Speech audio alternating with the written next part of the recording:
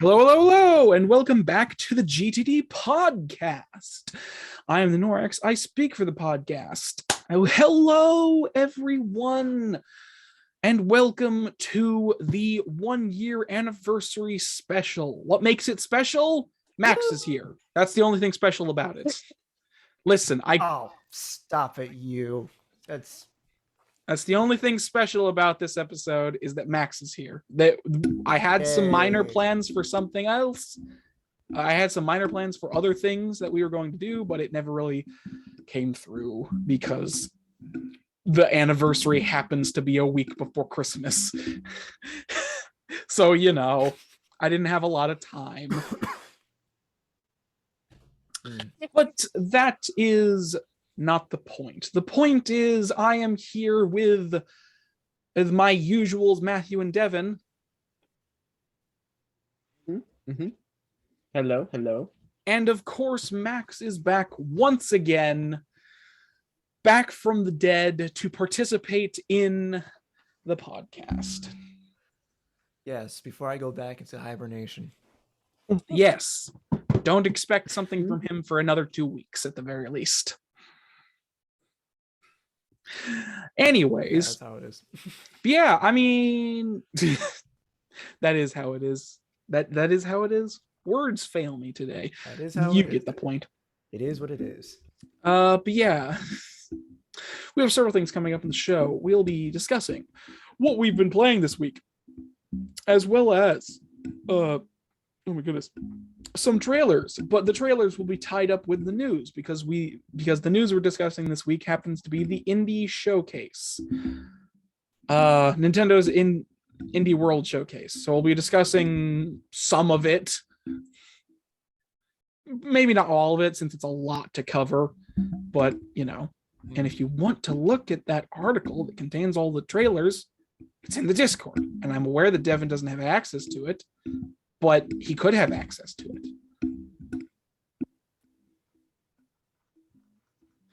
it. Anyways, I grabbed the wrong. I have access to it. It's the death trailer, right? I think I've seen that.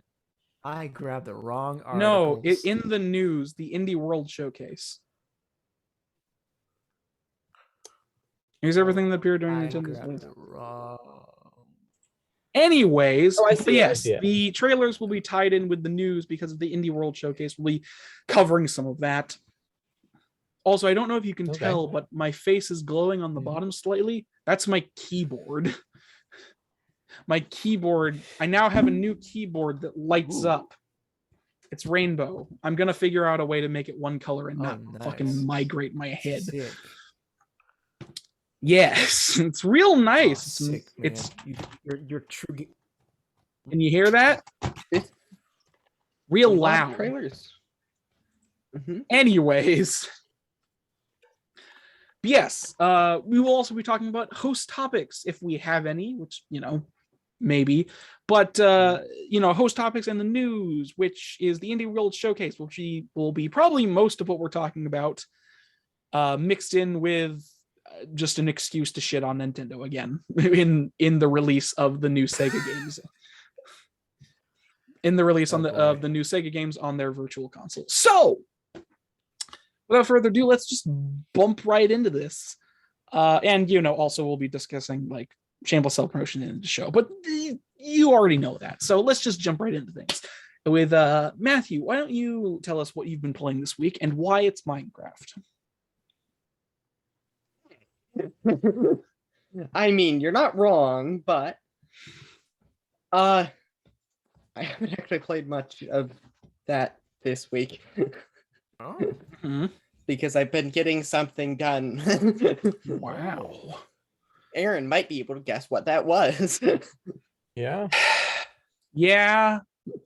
Might have something to do with the computer I have now. Yeah.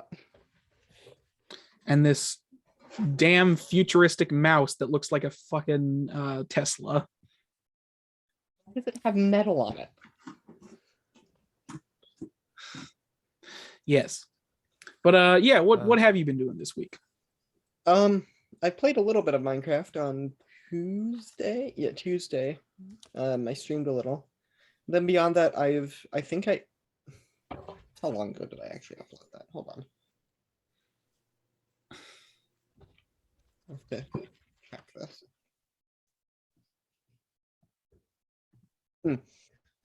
Okay, and then just a little bit ago, I finished editing and uploaded another thing that's also Minecraft related. I But- see. Yeah, I really haven't done that much gaming this week. I see. Good to know. Is that it? Uh-huh. All right. Oh, well, I Devin, did play D&D, but yeah. Devin, why don't you express to us what you did? I played some Minecraft, and that's basically all I've done as far as game stuff goes. I have not had a lot of time. I can't imagine why. I don't know. I get up, I go to work, I watch some YouTube, I play a little bit of Minecraft, and then I go to sleep. That's And then I nice. wake up. It's the worker's life. Wow. Who would have guessed? Yeah. Yeah. Who would have guessed? Anybody would have guessed. I did get into, so you guys know about the show the game League of Legends. Mm-hmm. Yes. So there's a show that goes along with that game. Arcane. Yes, Arcane. Yeah. Yeah. And it's pretty good. I've watched it. I've heard Yeah. good things about it. I haven't watched it myself yet. Yeah, Arcane is good. League of Legends is bad. From what I've seen so far, it's about on par with shows like Avatar: The Last Airbender, like that kind of like unless they do anything really stupid, it's up there with. I mean, to my knowledge, Arcane is literally just a story set in the world of League of Legends with League of Legends characters, but you don't need to know anything about the game. It's just No, you taking don't. And There- if there's Yeah. if there's anything And I can say, if Arcane makes you interested in League of Legends, don't play it. yeah. Just don't play League of Legends. It's not worth The- your time. The one thing I can say about Riot Games, because they're the people who make League of Legends, I believe, like just every like trailer and promo they do for League of Legends, like everything that's like all cinematic and everything, they have a freaking damn good aesthetic. They like when they want to be stylish with their media, they go all in. So like the fact that they have a TV show now is absolutely amazing. Like, Mm-hmm. Yeah. I don't care anything about League of Legends. I mean, like I've considered trying it out just so my brother can stop telling me to play it. Listen, I've played League of So- Legends. It's okay, I guess. It's just not worth your time. Yeah, I know. I mean, I played a bit of Pokemon Unite. I'm like, well, if League of Legends is just a better version of Pokemon Unite, I'd say it'd be like a good time waster for like a week. Mm-hmm. That's about it. Okay. Yeah, it's just not a fun experience. Yeah. When you have to deal with other players, which is the entire game. Anyways, yeah, so that's what you've been up to, Devin? That's what I've been up to.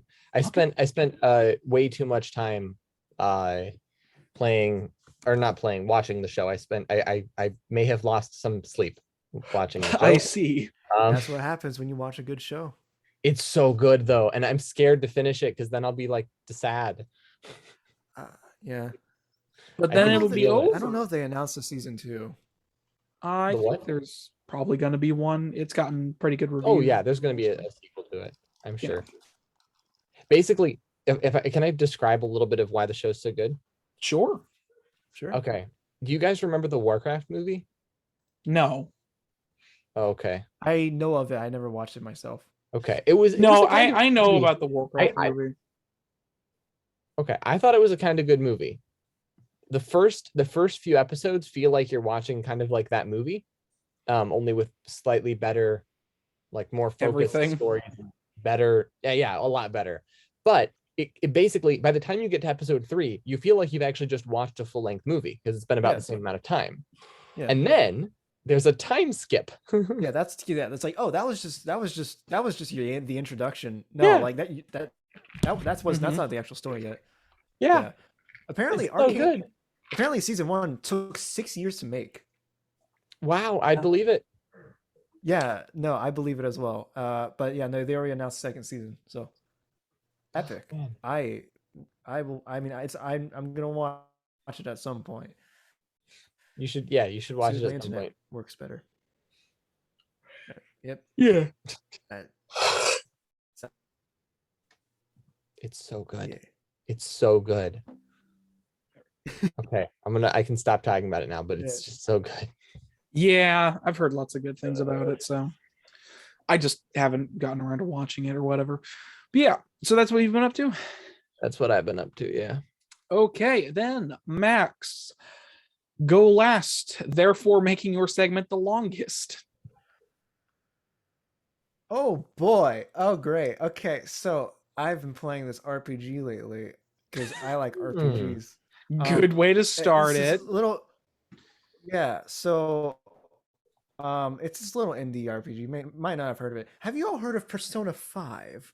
Oh Nope. wow, never heard of that. Yeah, so 2 years ago I started Persona 5 and I was slowly making my way through it. And then I lost access to the PS4 that my save file is on. It's because now I have my own PS4 which has a PSN account. And it turns out you can't transfer your save file from one PS4 to another PS4 unless you have a PSN account. But the PS4 I was playing on has like parental controls on, so you can't sign into a PSN account, and even then it wouldn't even transfer the save file anyway. So now I need to start the entire game over. 80 plus hours I have to replay, which is fine because it's a great game. And I love it. But like Now 80 you plus can hours I have romance to the play. people in different, ways. Yeah, I can romance the characters that I want because RPGs have dating mechanics for some gosh forsaken reason.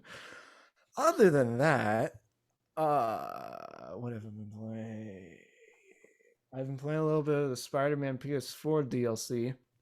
Oh, that's also a Sega Genesis right there with Sonic the Hedgehog 2 that I just got, and I haven't touched it. I just made sure it worked. I haven't done anything else with it. Mm-hmm. Other than that, there is where was it? I just had it open. Where did it go? I have been using this site called Backlogged, which is a website where you can. It's basically kind of like, I don't know, my anime list for games. Basically, that's the one way I can explain it because I don't know the movie equivalent. It's basically my anime list for games where you can list games, you can review games, and then you can say what you're watching or like what you're playing, how much you've played, and rate them. And so I've been using that to keep track of my backlog and just what I'm playing. Because I'm playing 15 games. I have like 15 games that I've like played a bit of and just haven't finished. And I'm like, oh gosh, I need to clean that up. Yeah. So yeah, that's my goal is to bring that down to maybe 5 if possible. Makes sense. I'll figure it out. But yeah, I think that's it. I started Near Automata over, but then I was like, I'll play Persona 5 first. I don't need to start another game right now. So that's going back see. on the backlog. Mm. Yeah. And that's it. All right. Moving on to me. Guess what I did this week? Nothing. That's right. Let's move on. Aww. No, I did. What did I do this week? I mean, it's not really worth mentioning. I played some Dark Souls. It doesn't really matter. It was just like I played some Dark Souls with Matthew. It's whatever.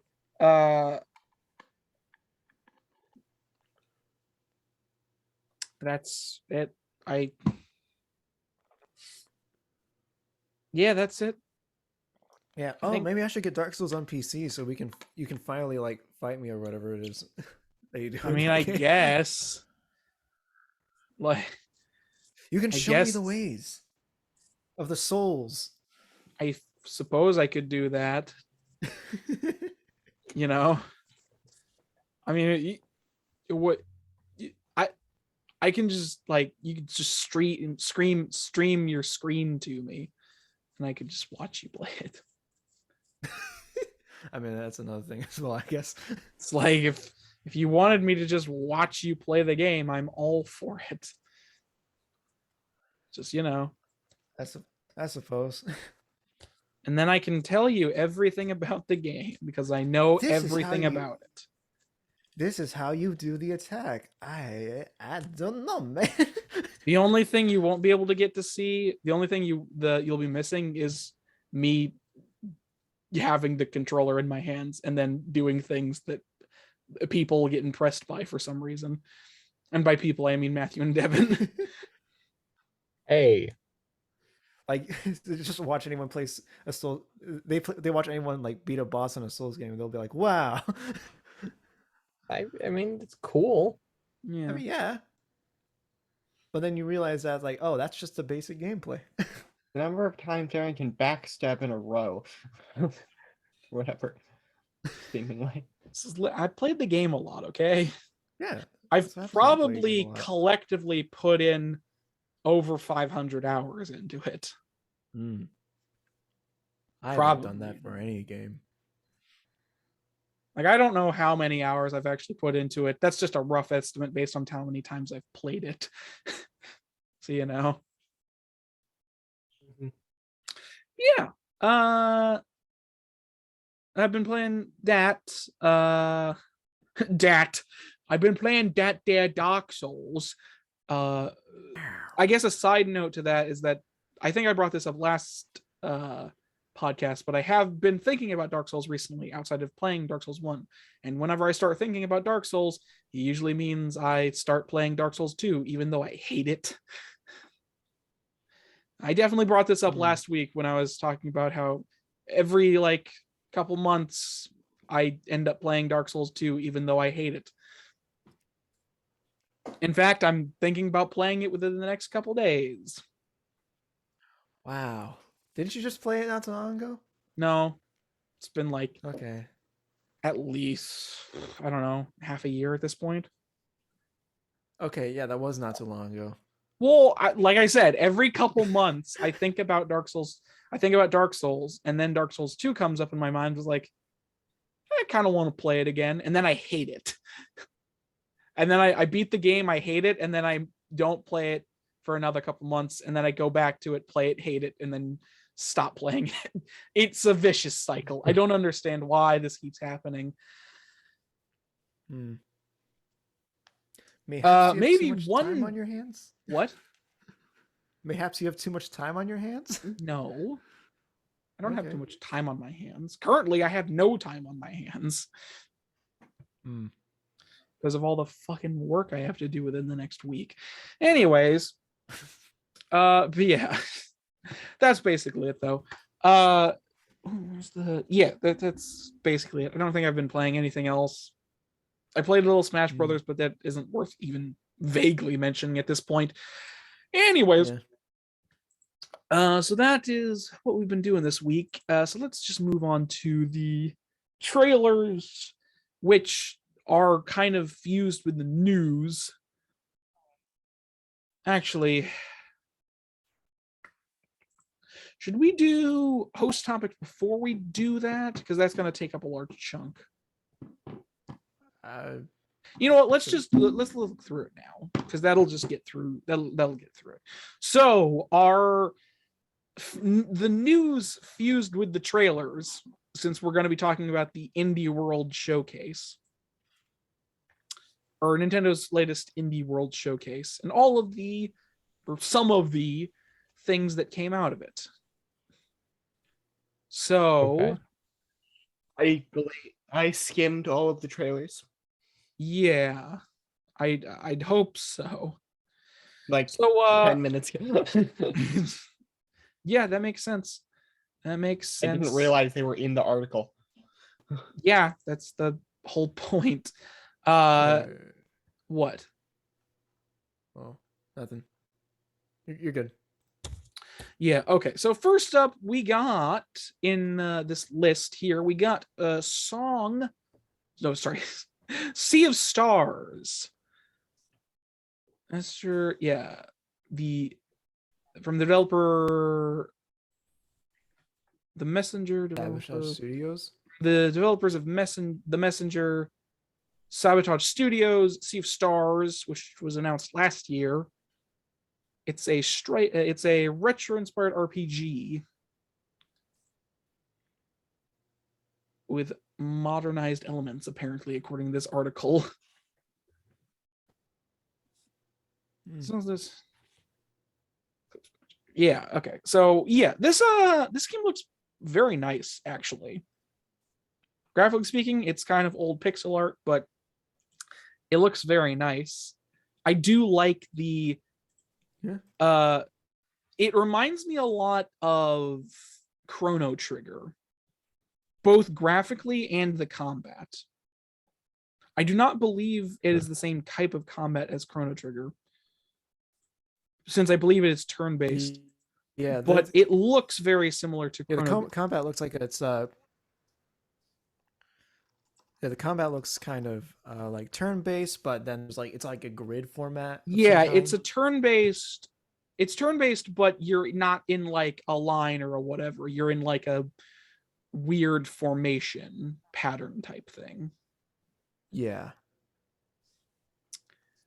It's interesting. Yeah, it looks like it has some like super fucking gorgeous looking animation too. Like it is pixelated graphics, but it is gorgeous looking. And that is coming holiday season of 2022 next year. So you're gonna have to wait a while for this one, but I feel like it's worth the wait. It looks fantastic. Oh, okay. Yes, that actually is interesting. Something I just noticed was that it actually does feature music from Yusunari Mitsuda, who is the composer for Chrono Trigger. So there is actually some precedence with the Chrono Trigger angle. But yeah, that's any thoughts, you guys? I don't know what Chrono Trigger is. It's a JRPG from the NES era that looks kind of like this game. Yeah. Okay. Okay. Okay. But anything at all. No. Looks pretty cool. You could even like just tell us it looks cool and then move on. Yeah, looks real cool. Interesting combat design. I dig the Yeah. art style. Art style looks very nice as well, yeah. But yeah, what about you, Matthew? I know you just shook your head, but give me an actual answer. Yeah, I didn't really have enough time, like with how I was skimming that, because I also needed to be hearing what everyone was saying. You can also just like look at it right now, like I'm doing. I didn't know this was full of trailers. So I mean, That's because I had no time to do this before, like just before we started, because this is a rushed episode for some reason. It's a great special, okay? yeah. And that's why we should all speedrun Minecraft in 10 minutes. Yeah. So anything before we move on to the next game, just anything to add? No. Okay. They all looked fine. What about you, Max? Anything intelligent to add? Looks... I want to look a bit more into it. Look more into the combat and stuff like that. But I mean, it looks interesting. I might give it a shot. Yeah. All right. Yes, I do agree. It looks very nice. It has gotten quite a bit of like recognition since its release. So, you know. Anyways, moving on to the next game that they showed, which is Aliisha, the Oblivion of Twin Goddesses. From developer underscore next was developer underscore from the developer underscore is a puzzle game with strong local co-op focus, according to this. Interesting.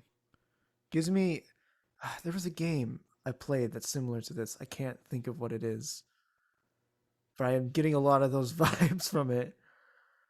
So something interesting about this game, outside of that, so this is a, well, it, from the description, it's sort of like a 3D, well, it's a 3D like co-op puzzle game, as it said. Hmm. And so the co-opness about it is that one player uses the motion or Joy-Con controls, and the other uses the touch screen to play the game, and that's how it's So do you need co-op. 2 switches for that? I don't know. I honestly don't know. It doesn't say anything, possibly needing 2 switches, but these games also had like small descriptions. I guess I should read them because it kind of gives a better like insight into the game. So it's a puzzle game. It's a co-op puzzle game. Let's see, 2 sisters attempting to navigate deserted temple. Although Aliisha's tackle solo. Oh yeah, the game can be played solo. 2 players can take charge of 1 sister apiece, each utilizing a substantially different control scheme. One deploying motion or Joy-Con controls, and the other using the touchscreen. And yeah, Interesting. I always kind of harp on art styles a lot, but like this one's real nice too. Yeah, It no, kind this of one's good has too. that like colorful cell shadiness that kind of reminds me of Breath of the Wild's look. Yeah. Yeah, no, I can see that. And yeah, it kind of reminds me of Breath of the Wild's like look, not gameplay, Mhm. Yeah, because no, it's yeah. a puzzle game. It But it reminds looks me of very something nice. It else, has but a I lot of can't- like prominent colors as well. You Mhm. know, Yeah. it's very prominently colored. I'm Like, trying to think. There was like some game I played at one point that looked very similar to just how a lot of this looks, but I can't put my finger on it. all right, Yeah. But what do you guys think of this? looks pretty cool. Okay, Devin. I'm interested to see how the multiplayer is. Matthew's abandoned us, so I need you to Oh, take his stead. what was it called? It's called Aliisha, the Oblivion of Twin Goddesses. Okay, I'm gonna have to look this up. Aliisha, Oblivion. You know what? Of Twin Goddesses. I'm just gonna give this to you. Wait, I see it. Okay. Here. It looks like a video game. Go. Wow. Click that creepy. link. I never would have guessed. Click that link that I just sent in the chat. I sent him the same thing too. Okay, I see it.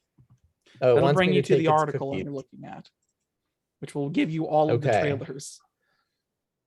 Hey, I see the trailers. Good.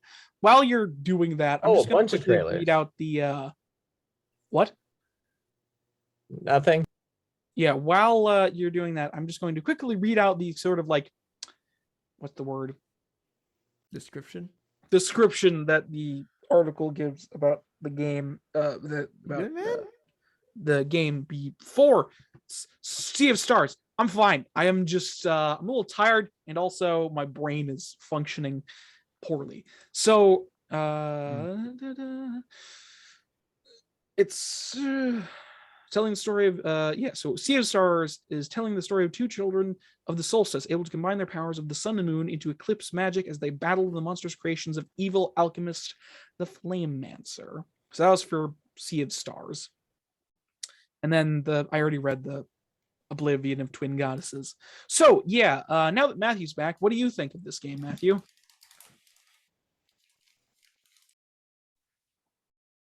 You're muted. We're still on the same one. Aliisha. Okay, so Aliisha looks pretty. It looks Yeah. like it looks kind of like if Pokemon and Breath of the Wild had a baby in their animation style, Mhm. and then it was done. I don't know, like the animation is like both. It looks like Pokemon, and then sometimes it looks like Breath of the Wild, and so it's like a weird contrast of like really good and then really not as good. I don't know. I see. It's It- weird. It looks Interesting fine. way to describe it. All right. It's weird looking. I see. Well, that's fair, I suppose. If it's not like your type of art style. It kind of reminds me, another good example is that A few years ago, I would have loved to play it. it kind of reminds me of the Adventure Time art style as well. Yeah.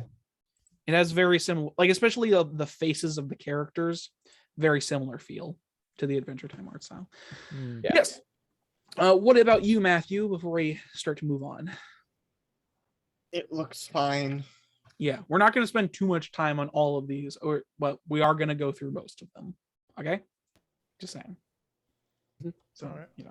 All right. Moving on then. Oh yeah, Aliisha is coming spring next year, so look forward to that.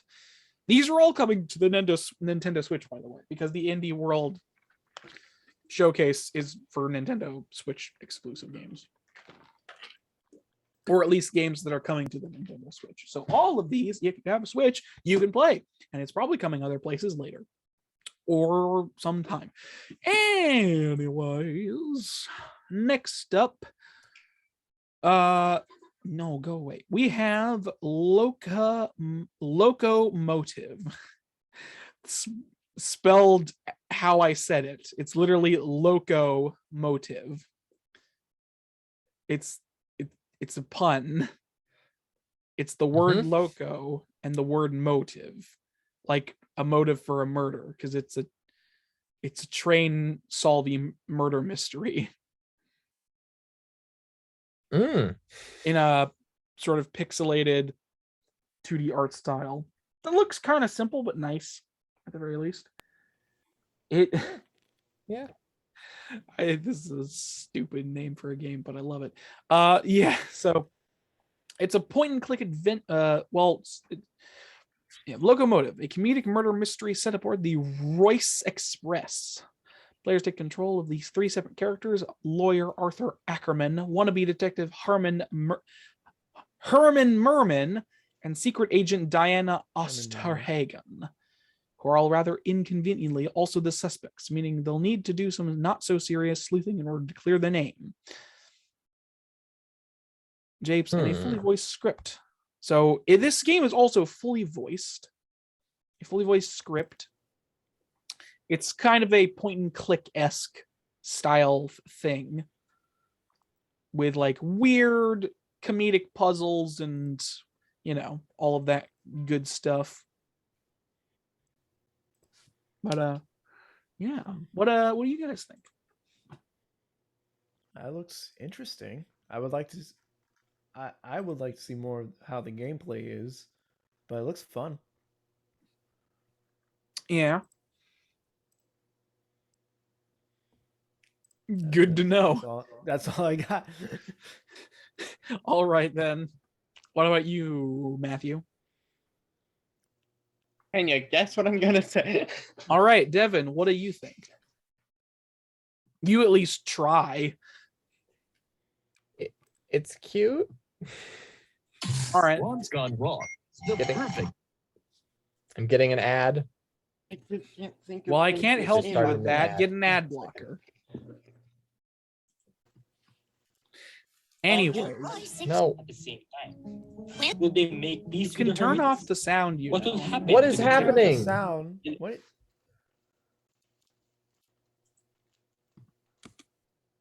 Everything okay? What is going on? I have a YouTube video playing in another tab that just started playing. I see. Well then, that's certainly very strange. But yeah, Loco outside of Motive it being looks cute, like what a else? game. What else? Any other expletives know. you want to describe it as? Mysterious, I- interesting. It's a mystery, Given- man. Come on. There's not a lot there. Yeah, no, they're really. Yeah, it is just kind of Yeah. like a weird. It doesn't show a whole if lot, to be fair.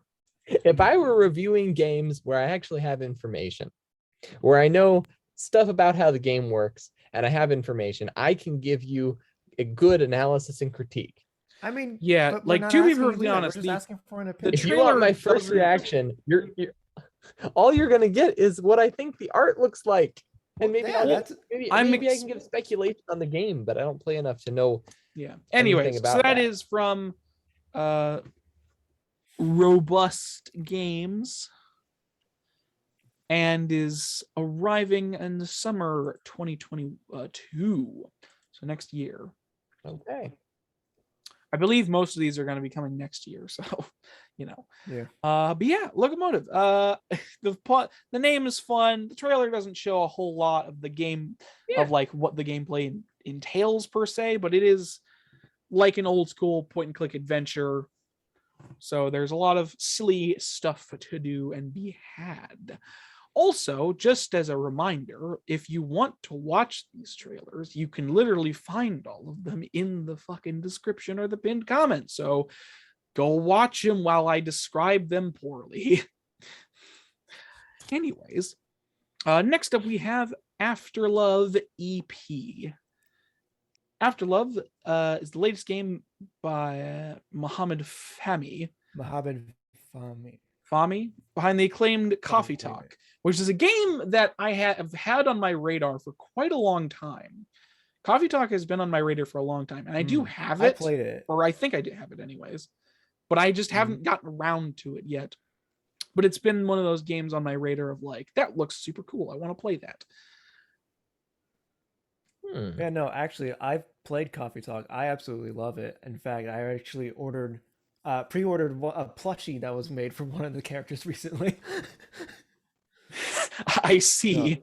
I But really this, I really like that so, oh geez. game. But I've heard of Afterlove since it was announced, but I didn't know it was from the same creator. Yeah, so Afterlove from fellow traveler and Pixie Nisaya, the designer also designed Okay, Mohammed then. Fahmy. So Afterlove, in sort of a similar style to Coffee Talk, is like how to explain it. It's a very story driven, like so art style wise, it's kind of has like It's a very story. Yeah, go ahead. It's a story game. Like it has kind of like a drawn feel to it. Like it kind of and what I mean by that, like aesthetically, it feels like the characters are drawn on like paper or like a piece of mat or something. Like I know the characters are drawn, but aesthetically, it feels like we're looking at characters that have been drawn on paper. I don't know you get what I mean. But yeah, it's like a story driven narrative experience that has rhythm with rhythm game elements because there are like concert scenes where you have to match the notes with like actual proper music and stuff.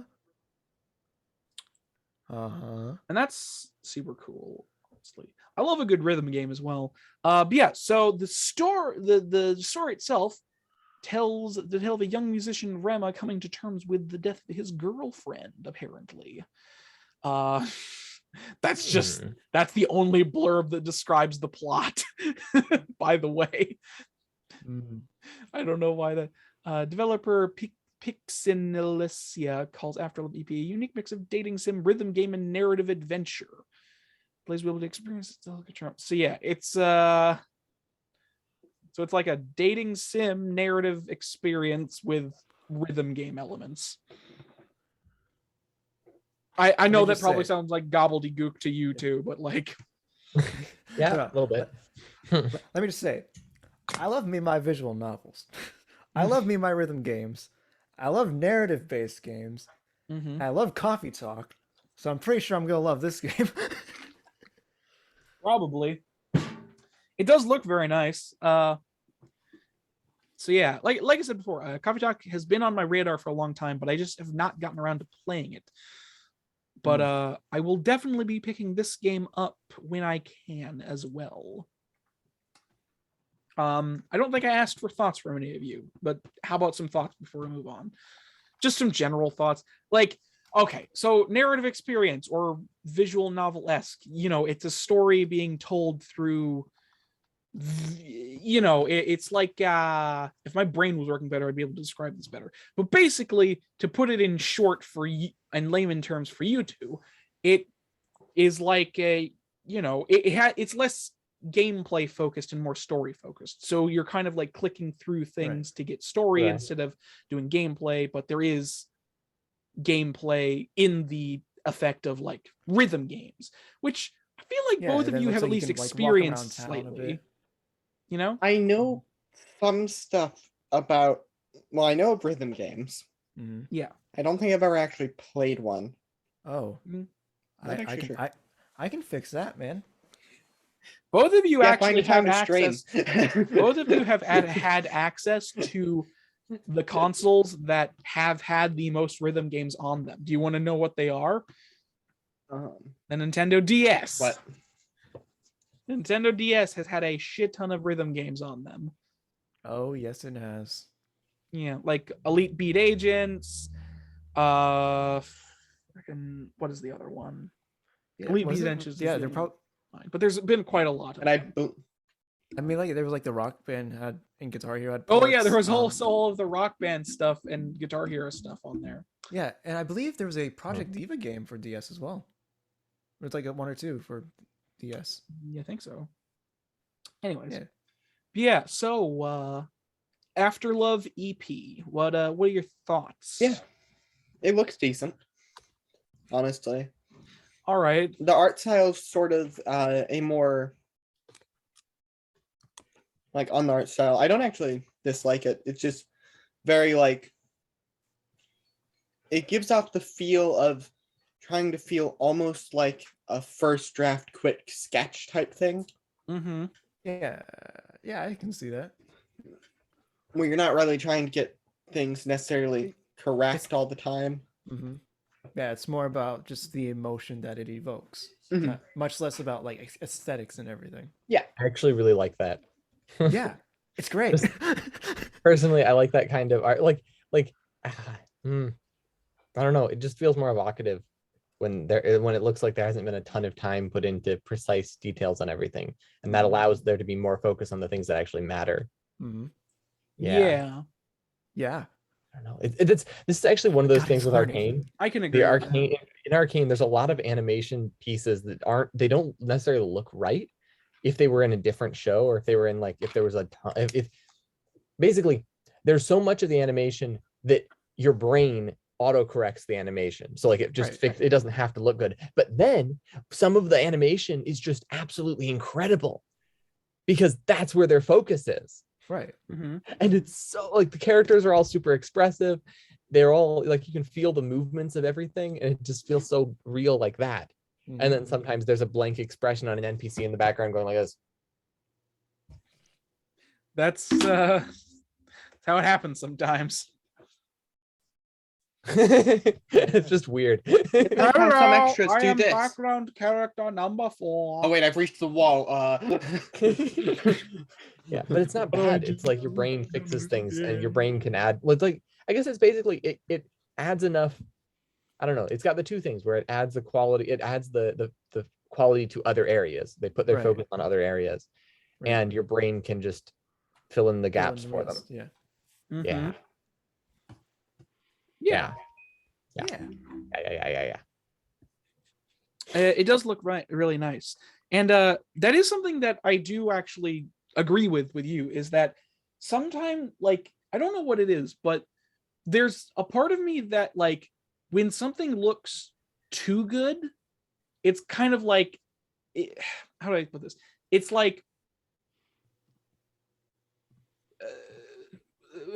when it's like when conveying just like raw emotion through animation, like the animation can still look scuffy or even like bad because it's portraying like raw emotion instead of, whatever the other thing is. Basically what I'm saying is that when animation or just drawings or whatever are too good, sometimes it's kind of loses that aspect of like connection to what it was trying to portray, because it's gotten to that point When they're of too like good, they end up it's losing the it's so evocativeness, like why you're good animating in the and first amazing place. looking that it lost any like feeling it could have tried to have, which is honestly what's happened to a lot of AAA video games, if we're being honest. Like video games have gotten It's to the point that reverse of the they all look so good and so incredibly detailed that they just lose whatever personality they could have. it's the reverse of the That is oversimplified true. logo. Hmm? It's the the oversimplified logo. It's the Yeah, reverse of that. the oversimplified logo. Yeah, Yeah. it's the reverse. Yeah, It's the reverse. overcomplication video game graphics. The or overcomplicated logo. It's like, yeah, they all well, start looking the same eventually because they're all just blobs of everything. yeah. And that's the thing, like most video games Yep. nowadays kind of do look the same. Well, with the exception of indie games anyways. Like the AAA market is just filled with blandness. It will not take you long to find two games that look almost exactly the same in the Yeah, it's AAA market. like we've kind of peaked when like the only way people can differentiate a game like a game reveal is like, oh, what engine does it look like it's using? Yeah, because it's weird. Like we've gotten to the point where graphically we can't get any better. Like graphically, we've reached a peak. Like the only thing that's going to get better about the graphics is how expensive it is to make. Yeah, and I guess like just how, I don't know, how realistic you want the pores on people's faces to be. Like we've kind of hit a plateau of just like games look good and they're going to look good because we've reached this plateau of technology. Mhm. But we can't do anything else with it because people are still trying to make the graphics look better. And I don't Yeah. understand why. Because that's what they got good at. Yeah, I Graphic guess. Aaron? I don't know. I just Aaron, Because people it will is- buy it. what? no, because graphics are the most important thing proven by Cyberpunk 2077. They are not in any conceivable fashion. The better the Also- graphics, the more fun the game is. No, it Yeah. is not. Cyberpunk didn't even have that great graphics, honestly. Graphically, it was okay. I mean, it's on par with most modern games, is the thing. Yeah. Like Yeah, most but things modern face through games, walls, and that's you funny. just so. look like that. Like graphically, that's what most modern games look like. It's on like we have like ray tracing and all this other like fluff that's been like put on top of these modern game experiences that we've just lost all personality and uniqueness to any of this, to any like AAA game coming out. And the only time it's different is when it's not like either not a AAA game or by a development studio that was allowed to do something in the AAA game sphere. You know, Like, take Returnal for example. Like Returnal was a super unique concept and game that actually like differentiated itself. Like it was a smaller, less expensive experience that still graphically is on par with everything we have had. right. But it was still unique and like it, you know, it had a unique like death mechanic where, you know, it was like a roguelike where every time you died, the planet would be different. And like you go through it a whole bunch of times and had this weird, like overarching time travel story of just this woman being trapped in this cycle. And like, that's really cool. Like it's been a long time since we've seen anything like that in the AAA sphere. Right. And like, I get that Deathloop was kind of like mixed for me and a lot of people, but it was still unique in its own right. I mean, well, it was unique, but it was also like generically unique. You know how it's like the main, it's that generically unique It's of like, oh, we that's a have good idea, sarcastic but not... evil bad guys who take the time to have a conversation with you, like in those Marvel films. You know what I mean? It's that kind of like, it's that kind of like generically unique that still like toes the line, but is kind of like what we've seen a lot anyways. Right. Yeah, I mean, I kind of gone on a rant at this point, but I agree with Devin because like when something looks too polished or too good, it loses some of the emotion that gets conveyed through it because it's too squeaky clean. Right.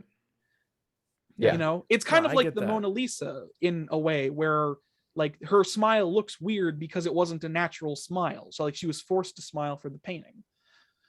It wasn't a natural smile because a natural smile doesn't look like a forced smile.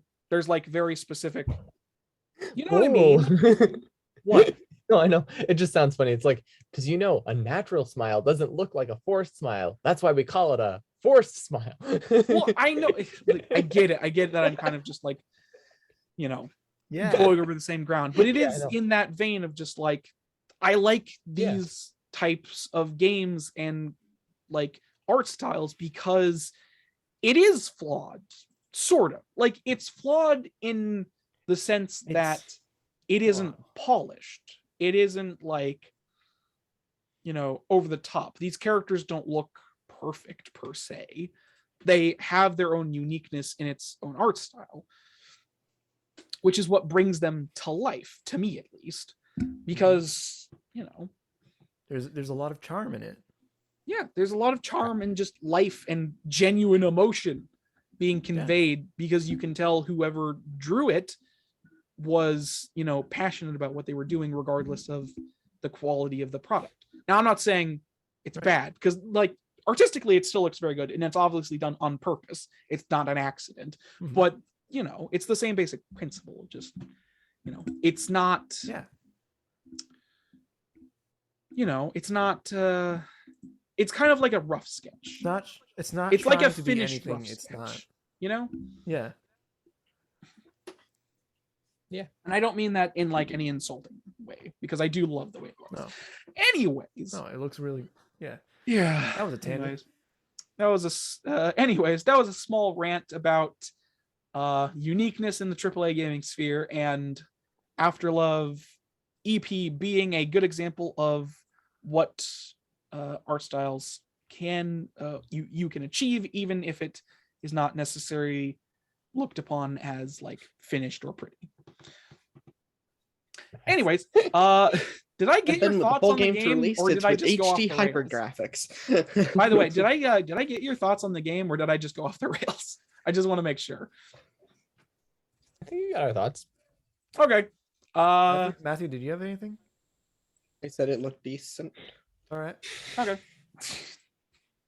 I'm not gonna have Good to many know. thoughts on these. I don't think. So that's I don't generally have Afterlove. many thoughts. That's Afterlove EP. It's coming next summer.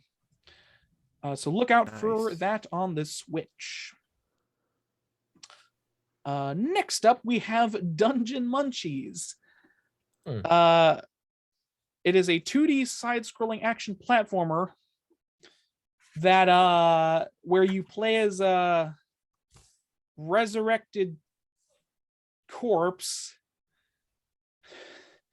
who you play as a freshly deceased Wait, adventurer who wakes in a vast underground facility, suspiciously undead. And a peculiar so this game has like cooking mechanics, as is it is called Dungeon Munchies. Mm-hmm. So a peculiar culinary twist, courtesy of your companion, the Necro Chef Simmer. Yeah, basically, the players can hunt down monsters, and they can cook and eat the monsters and gain new abilities in the process, basically. So, Okay. basically, it's kind of roguelike-esque in that way, where you basically go out, hunt monsters, cook them into food, and gain new abilities based on what you killed. Like there's an early example of like in the trailer, there's an early example of you cooking up like a mosquito to get a fried mosquito, and it gives you like wings where you can do like an extra air jump. There's also a banana that you cut the head off of and eat its head. So that's fun. And you can use it. Wow. Yeah. The combat looks pretty fluid and fun. It's a little the character is a little stiff, but I'm pretty sure that's on purpose because of the Explain. Like the character is basically a walking corpse, so his body is like weird and stiff looking. You know. I love the vibe. Also, I don't know, why I don't know if this is actually how it's going to be, but in the trailer, it very much looks like you're controlling your character with the touchscreen. Do you see that? What? It looks like you're controlling your character with a touchscreen because of the like little thing that's in front of them. Like there's this little how do I Oh, the reticle. Yeah, I there's think like a that's- reticle I mean, next to your character that kind of looks like it would be a touchscreen mechanic. You know?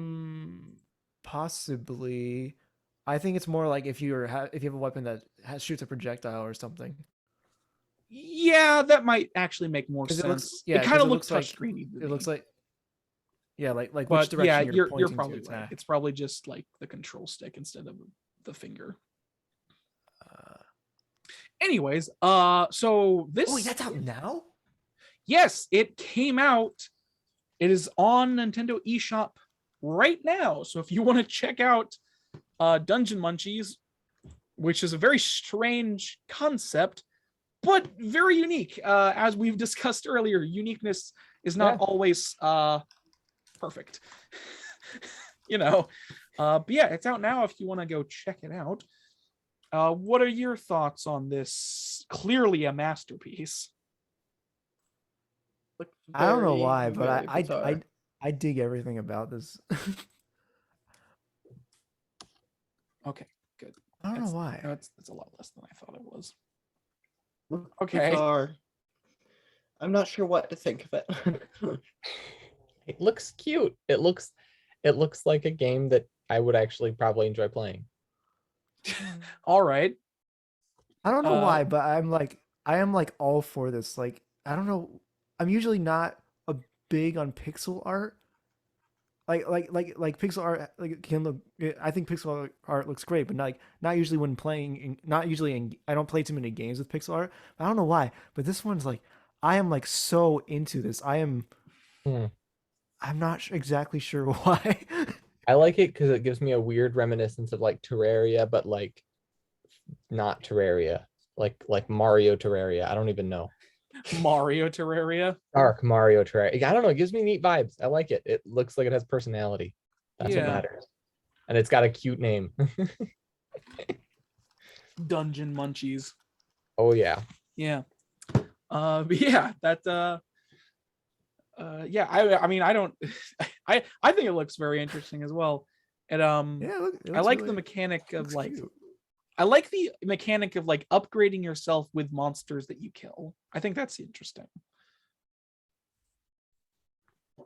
So it's kind of like a, you know, roguelike-esque idea. With like what's the term? It's like there's like a staged upgrade progression.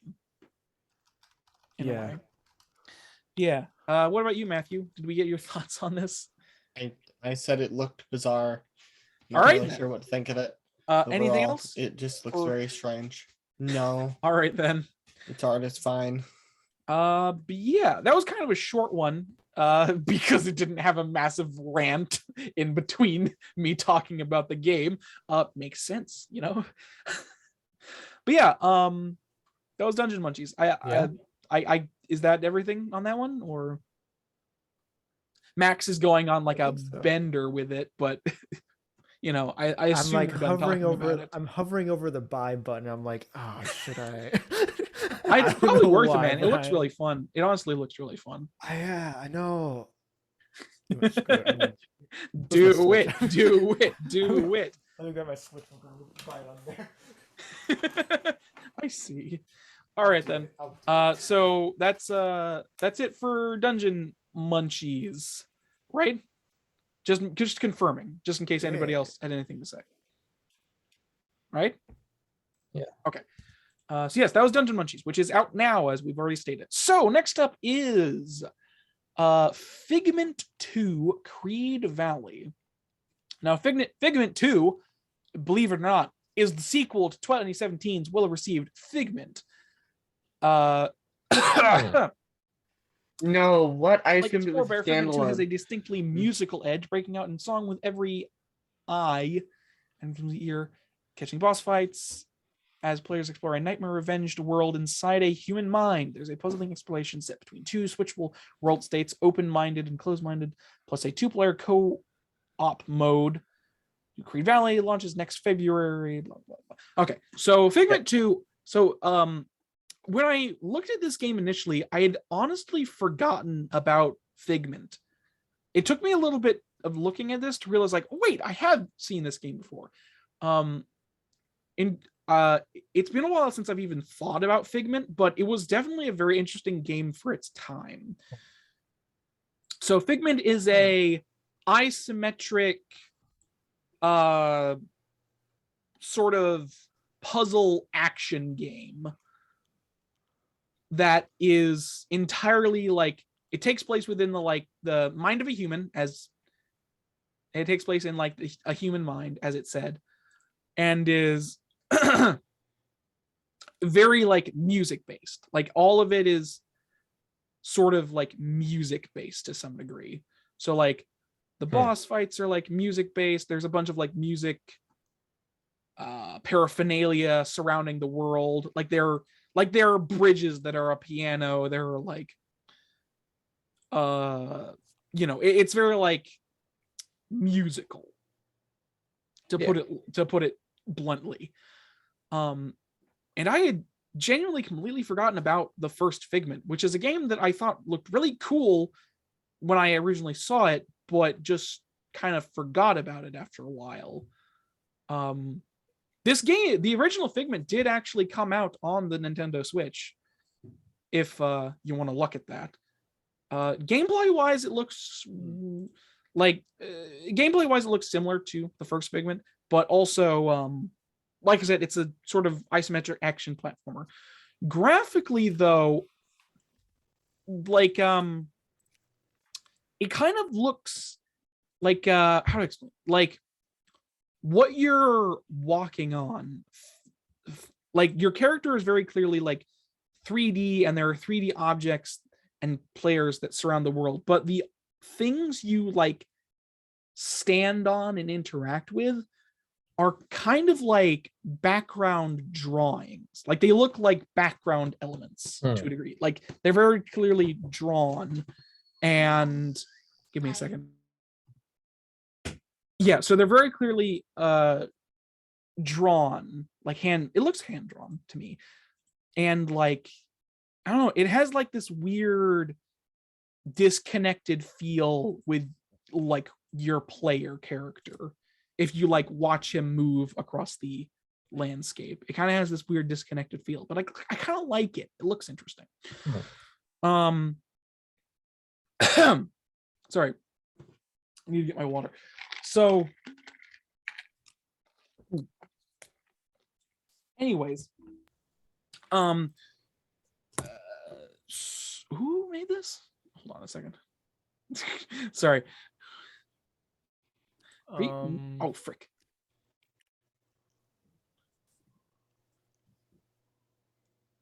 Let's see.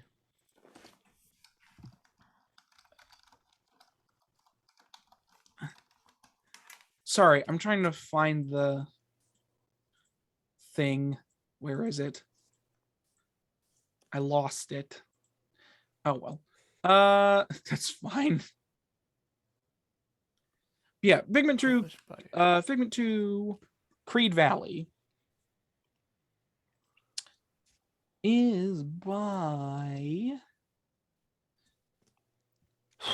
where is published it? by Bedtime Digital. Yeah, there we go.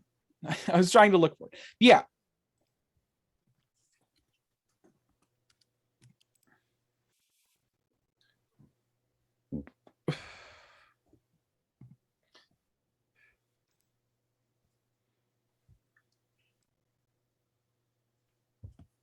Yeah, anyways, Figment 2. It's developed by Bedtime Digital, so yeah. Okay. It looks very nice. And it's like, very music focused. Anyways, any thoughts from you guys? I kind of went on a small rant there. Looks No. decent. All right. No. Try and I don't know. I'm not sure what to think about this. Just to say, there is a demo of the game available on the eShop right now if you wish to have a look at it. There's a free available demo on Nintendo eShop if you wish to have a look at it. I just said that twice. I just realized. God, I suck. But yeah, it also reminds me of really selling it to them. oh gosh, what is the game called? It's kind of in the same vein as like Figment 1. What? I said Figment 1. Sure. I was trying to think of other isometrical like action games, but I can't remember the names of them right now because my brain is mush. But yeah. Any thoughts, Devin, Matthew? Okay. Nothing. No. It's yeah, I kind of skimmed over it before, but like this does have a 2-player local co-op mode as well. And the whole like kind of gimmick of the game is that you have 2 ways of viewing the world. It's called open-minded and closed-minded. And I assume, just via the trailer and what it is, closed-minded is kind of like a more restrictive. Actually, given how the world is, I assume closed-minded is basically like a happy version of the world with no enemies, and open-minded is the enemy version of the world, just based on what I'm seeing in the trailer. Probably. Yeah. I mean, it doesn't like do anything too special for the genre it's in, but I do always love me a good music aesthetic, so that's good enough for me. Yeah. Anyways, just to make sure, no thoughts before we move on? Yes, no? No. Okay. No. This game is launching in February. No. So what? What, Max? I didn't say What anything. did you definitely did say something, but whatever. I didn't say anything. All right. So I yes, said this game is nothing Yeah. this game launches next February. So I mean, if you're interested, go get it, I guess. Next up we have Endling. Extinction is forever. This is a hard thing to say. It's Endling. Extinction is forever. Which is, if I can get it, is from the developer Hero Beat Studios.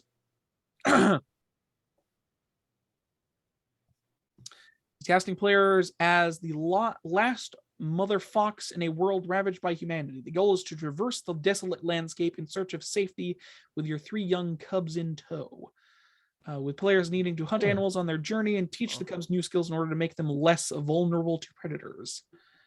With the decisions made along the way influencing which cubs make it through to the end. So it's kind of like it's a narrative survival experience, and you play as a fox mother trying to get her cubs to safety. Yeah. So That's nice. it looks it does look nice, but it is also, when we were talking about earlier, this is kind of a generic unique art style now. Like a lot of indie games look like this now too. Yeah. You know what I mean? Like at least 2 of the Yeah. previous games we looked at kind of looked like this in terms of art style. Not to say it's bad, it's just kind of a lot of indie games go for this look, Yeah. But yeah, I can't imagine you're gonna make it through this game without crying at least a little bit, considering the cubs can die. Yeah. Did I also mention like Hmm. it's a world ravaged by it's a desolate little landscape. The a world ravaged by humanity. So it's kind of like a post-apocalyptic world as well. But yeah, there isn't like a super lot of gameplay in the trailer, but what Yeah, I mean, from what I gameplay can tell, there it's like is kind of gives you the like vague hints at what you're supposed to be doing. Like there's a lot of threats that can kill your pups that you need to be wary of, like owls and people and other stuff. And like you need to feed them and take care of them. So there's like it shows like you like digging stuff up for them as well. It's you know, it's there have been several games in this vein. I think one of the first ones that comes to mind, I don't remember the name of it, but there was a game from, oh gosh, probably like 2013 that was kind of basically this exact same concept, except you were playing as a badger mother trying to get your badger cubs to a destination. And the ending of the game was that you successfully get your badger cubs to safety, but the mom dies to an eagle at the end. Because at that point the badger cubs are like grown up enough to fend for themselves as well. Anyways, I don't remember, I wish I could remember the name of that game, but there have been several like games in the indie sphere with this kind of concept, and it's not a bad concept, to be fair. It gives you a very distinct goal, and it makes it easy for you to make the player cry. You know, it's very good emotional manipulation.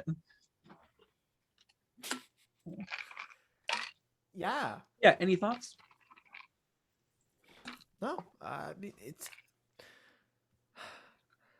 I mean, it's like you said. Like, there's been many games like in this vein already. Mhm. And, like, I Yeah. feel like I've kind of seen it before, but that doesn't discredit like anything that it does. It still looks interesting. Yeah, I'm at least interested in playing it at the very least. It does. Mhm. One thing I will say is that It it seems doesn't like a nice appear to experience. be like, from the gameplay at least, it doesn't appear to be like a full 3D environment per se. It kind of No, almost it looks more like it it looks kind like of, you move left and right only. yeah. What I mean by that is that like it doesn't quite look like a full 3D environment for you to run around in. But that also could just be like the camera trickery, but because there are definitely some places that it kind of looks like you should be able to move in all directions. Right. I don't know if it's specifically a side scroller. It does look like one though, which is not necessarily a bad thing, but you know. Yeah, it's kind of hard to tell like what is exactly cutscene and what is actual gameplay from the trailer. Yeah, that is the case. It doesn't mention anything about it being a 2D side scroller, but maybe they thought that would be like obvious through the trailer. I don't know.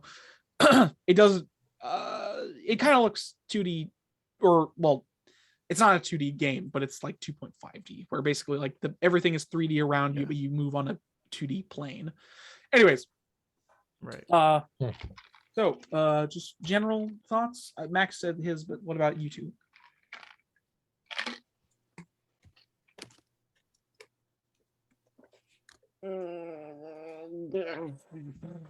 Do you not want to play the Fox game?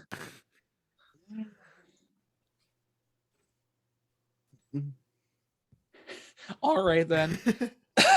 Good to know. Tough crowd. It's cute. My brain's doing this on the power levels. I see. It's cute. Why? Somewhat. I don't know. I will agree with you. It is very cute. It vaguely reminds me of a It's also really doing old justice. show that was about some birds that were migrating, and it was literally just like an animated show about some birds going on a migration, or bats. They were bats I see. going from one place to another, and it was really cute, but it was really weird. Like thinking back on it now, I'm like, how did anyone greenlight that? It's such a weird like cartoon show Yeah. about bats, and it's got like a mix of very realistic, it's like very realistic biological stuff going on. Like they'll eat food, they'll eat the animals and stuff, and they need to make sure to sleep every night and all that, like that kind of stuff. But then it's also got like this cute humorous thing, and then like a human will come and try to kill the bats, and it's like suddenly it cuts into being realistic looking, and it's like terrifying. And then they're entertaining the kids who are watching the show, and I don't know who this is for, but it was a very good show. Very not good show. It was a very memorable show. I was gonna say, like, is that a PBS show? But I'm like, no, that nothing like that would be on PBS. I don't think. I don't know. It was really old. Yeah, it sounds like Watership Down. Yeah. Was it Watership Down? Probably not. No, it's definitely not Watership Down. Watership Down is about and a different other. It's not about bats. What I'm saying is, it sounds kind of like Watership Down as far as the plot is concerned. Show from a long time ago. That's definitely gonna look for it. That's definitely Batman. Just Batman showed up. When you look up, you look up Bat cartoon show, it's Batman. So, yeah. Anything else, or just with Endling, Extinction is Forever, that's just an awkward title. I'm gonna be perfectly honest. That's just an awkward title. It was called Silverwing. All right then. Great. Go look up Silverwing and have a good time.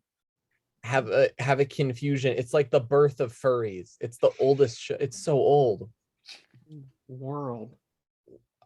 All right then. What 2000s, very beginning of the 2000s. Yeah, it's super old. When I was looking, you know what? when I You're was not seeing if I wrong, could because find the one. beginning of the 2000s was 21 years ago, and that's sad. Anyways, I assume you guys are kind of done. These don't look like bats. I assume you guys Silverwing are was kind the- of done talking about Endling, Extinction is Okay. Forever, since that's what I got. managed to I'm get out getting of that. you. Right? Yeah. That was what it was. They all look like they're anime, like basically it's a show about bats. All the bats look like anime characters, but it's supposed to be realistic too. That was what it was.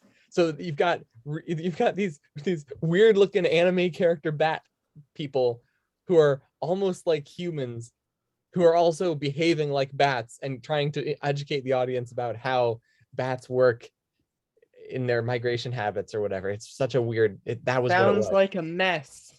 It does sound like a mess. Yeah. But yeah, is that a fucking Not Endling though. Definitely that was not Endling. No. is that a Max? I'm sorry to question. I just realized is that a fucking what is that name? What's the name of that show? Okay. The motherfucking T show. What show? Which show? The figure behind you. Is that the motherfucking T show? I can't remember what it's called. K-On! Yeah, That's the one. I saw it. I'm sorry to distract, but I saw it and I was like, is that a fucking K-On figure? I'm sorry. Yes, it is. I Yes, just it is. noticed. I'm sorry to distract. You should know me by now. Anyways.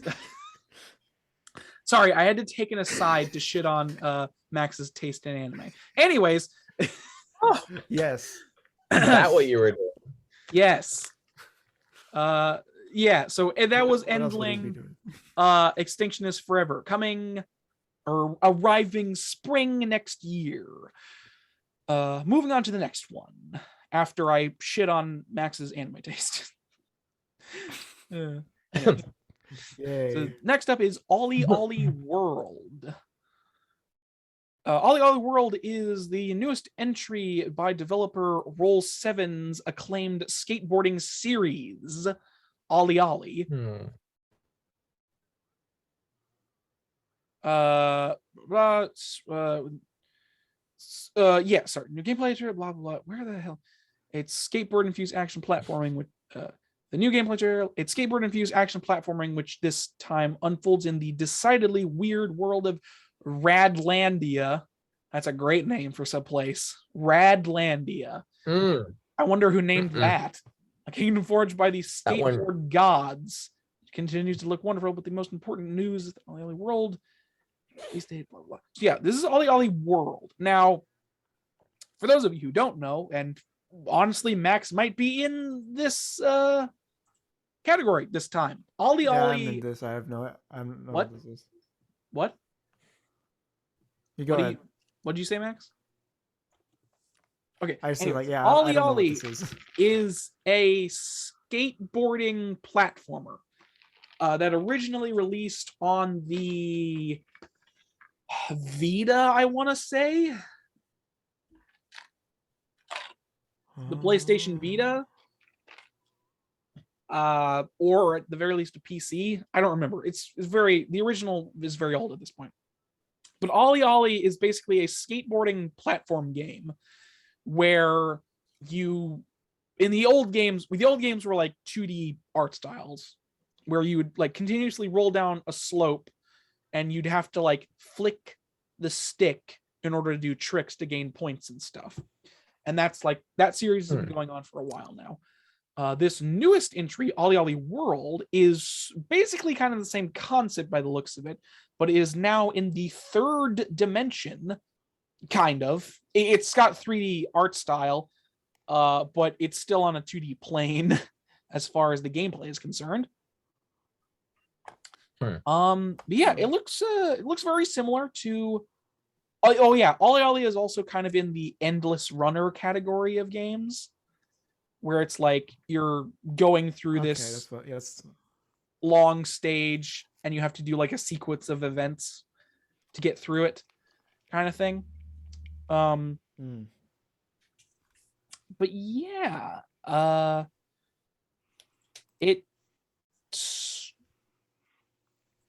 mean, like, it's very similar in gameplay to the other OlliOlli games, as far like just from the trailer. Yeah. It looks very similar to the other games. Yeah, it looks fun. Yeah, I mean, I'd imagine it is fun. The art style again is kind of, this art style is like a little more chibi than the others we've seen. It has kind of like a cell shaded chibi-esque art style that again does kind of remind me of Adventure Time, if I'm being perfectly honest. It does really remind me of Adventure Time. Yeah, no, I get that. I don't know if some of the artists from that series are in this, but it really looks like it. I don't know why. Like specifically, like not the main cast, really but like that, all like, of like aesthetic. the background aesthetic and like all of the weird creatures you see, like it looks straight up like Adventure Time creatures. Anyways, yeah, I mean, there's not much else for me to describe. It's you go down a set path, do tricks to get across things and gain points. I think there might be like a weird story type thing regarding like some kind of tournament or something. I honestly don't know. I don't think it details anything about a story. Maybe, but I don't know. Anyways, but yeah, what about you guys? What do you guys think? It looks like some fun. I don't know. Like a game. Good to know. I've played it. I played a Endless Runner similar to this in ways, so it's just like, that's fine. All right. What about you, Devin, and or Matthew? Since, I mean, I'm pretty sure Matthew already gave me his answer, but you know, it looks fine. All right, that's kind of what I expected. It also appears there's like a 4-player versus mode where you can like go at each other in like a race mode or something. There's also like in the trailer there, it also details like, where is it? Yeah, there's like some pre-order bonuses for this game as well. Sure. If you pre-order it, you get some exclusive items for your character.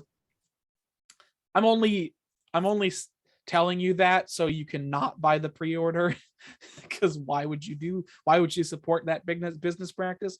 Anyways, OlliOlli is releasing on the 8th of February next year for Switch. So look out for that. I mean, OlliOlli has been a pretty popular series over the years, so I'd imagine this one is going to be quite successful in the long run. You know,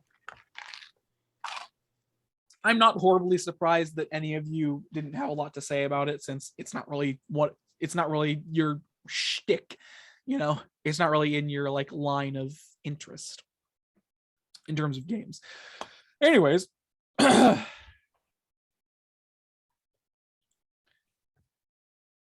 so, oh my gosh, Way Forward. I didn't even know they were still around. Sorry, I didn't even realize this was by them. Oh yeah, no. So, Yeah, no, there's so next up we have River game. City Girls 2 by developer Way Forward. Or retro style beat 'em up. It's a retro style pixelated beat 'em up game. Yeah. Put it in It simple does terms, you in go fact look along like that. you go along like an isometric plane, and you beat the shit out of people on a street. It's a beat 'em up, It you does know, in fact look like that. like classic games. This was originally announced back in June, apparently. Also resurfaced during Nintendo Showcase. A debut trailer focused on the 4 additional playable characters joining Kyoko and Misako. New adventure, new moves, new enemies, new areas, new items, and branching paths are promised. And there's also co-op play, both local and online, for 2 players. nice. I have not played River City Girls 1, but Yeah. it was kind of on my radar a while ago. It just kind of like passed me over a little bit. I've been wanting to get it, but I want to get a physical copy of it, so I would need to get that imported at some point. So it's I see. It's on the big list of games. Yeah. Yeah, as far as beat 'em ups go, looks pretty, I guess, standard. I mean, beat 'em ups are like, It's hard to make a bad beat 'em up. yeah, the thing with beat 'em ups is that like the formula for beat 'em ups is pretty like codified at this point. There isn't really like any reason or need to go off the script for that kind of, or go off Be creative. I'm using weird terms to describe things today. There isn't really a There's no need to be like, creative. well, not be too creative, but like there isn't really a need to like try and reinvent the wheel with this kind of formula. You know what I mean? Like it's a formula Yeah. that has worked 'Cause, like, since it's- the it's like- 80s. It's not really something that needs to be reinvented in order to be good. Like, Beat if 'em you ups will make a always- beat 'em up any more like Mhm. button mashy or ridiculous, it'll just be a hack and slash. So That is true. That is true. But Yeah. yeah, I mean, beat 'em ups have always been fun, and as long as it has a satisfying like combo system and just some decent level progression, then it'll be good. Which it looks like it does, by the way. Like the action looks very nice. But yeah, River. Man, sorry, still stunned that Way Forward. I haven't heard Way Forward in a long time. It's been a long time since I've heard yeah, Way no, they Forward's don't. name come up in They anything. don't. The only thing I've heard of they do lately is like Shantae. Because I think one Yeah, came out like some I time suppose. ago. I suppose can't- that's can't true. remember I any kind of other forgot thing that they they've were done behind lately. Shantae. Anyways, Yeah. No. I could be wrong, but graphically speaking, this reminds me a lot of the Scott Pilgrim versus the World, the video game. You remember that? Yeah. No. Yeah. And like, did Way Forward do that game? Because it looks like it takes a lot of like notes from that game in some regards. Specifically with the like hold the enemy in place and mash the button to beat him up That was like a feature in Scott Pilgrim versus the World, the game. No, that was developed by by Ubisoft or Okay. Ubisoft, whatever it is. Yeah, no. Ubisoft. When did that come out? That came out in 2010. I believe River City Girls came out after that game, the first River City Girls. Oh, did it? Okay, that makes sense. Let me but yeah, double check that. I don't know. It just kind of it has that kind of vibe to it. But yeah, I mean, there isn't like a whole lot I can detail. Graphically, it looks very nice. I think I already said that. It's pixelated art style. The character designs are real nice. I will say that the character designs are very nice. The combat looks fun and satisfying. Yeah. Also, for those of you unaware, it's River City Girls is kind of a play off of River City Ransom, which is an old beat 'em up series. Just saying. It's not really important to know that. I'm just letting people who don't know. Wait, River Anyways, City what do you Girls guys? came out in 2019? I thought it came out a lot longer before that. River City Girls only came out in 2019. Did it? Oh. Well, a lot more recent than I thought. So. Maybe. Yeah. Could I be wrong? What do you guys think? Does in fact look like a fighting game. All right. Do you have anything to say about it? Hey Devin, what do you have to say? Yeah, it only came. Wait. Oh yeah. Wow. It only came out in 2019. I thought it was a lot older than that. Jeez. Yeah. I don't have much to say about it. All right cool. then. That's It looks fine. cool. I do want to play the first one first, but Yeah. I we'll mean, get around to it. it's probably on Switch if you want to get it. This is coming out on Switch, so yeah, it is. you know. Yeah, no, it is on Switch. It's just I know the physical version exists, so I want to get the physical version. All right. Because I'm a dumbass. Yes, that's indeed what you are. That's why you're I don't know, here with us, I guess. Jeez, wow. I don't know. Right. That was going somewhere and then it stopped going somewhere. Yeah, it went somewhere, and not sure if it's where you intended, but okay. Anyways, but yeah, that's River City Girls coming out next summer. There was also a bunch of little things that they showed off in their clip show, which, I mean, there was a lot of things they just kind of showed off. I'm not gonna go through all of it, but they kind of showed off more of Chicory, Don't Starve Together, Parkosaurus, which is a co-op survival game, or a park management sim, Parkosaurus, Don't Starve Together, both coming in the spring. Chicory, Colorful Tale, out today. It's adorable. It's an adventure game. Baby Storm, Grime, Gerda, A Flame in Winter, Tamale, Behind the Frame, The Finest Scenery. Fiction about an inspiring artist in the cups of finishing the final piece of their gallery submission. So yeah, there was just a lot of little things they parsed through as well. But so we don't need to go through all of those. I'm sure they looked great. That's all I'll say. Anyways. So finally, we are on the final trailer to talk about, which is Omori. Omori. I can't speak or spell. Spell? I don't need to spell to read. Shit, dude. So this is Omori. Finally, there's the acclaimed Omori. strange, unnerving, turn-based RPG that it's a game that tackles difficult subjects, depression, anxiety, and suicide, but one that received a substantial amount of praise on its initial release last year. It's comes to Switch in spring 2020. So Omori is a game that has already released and received quite a bit of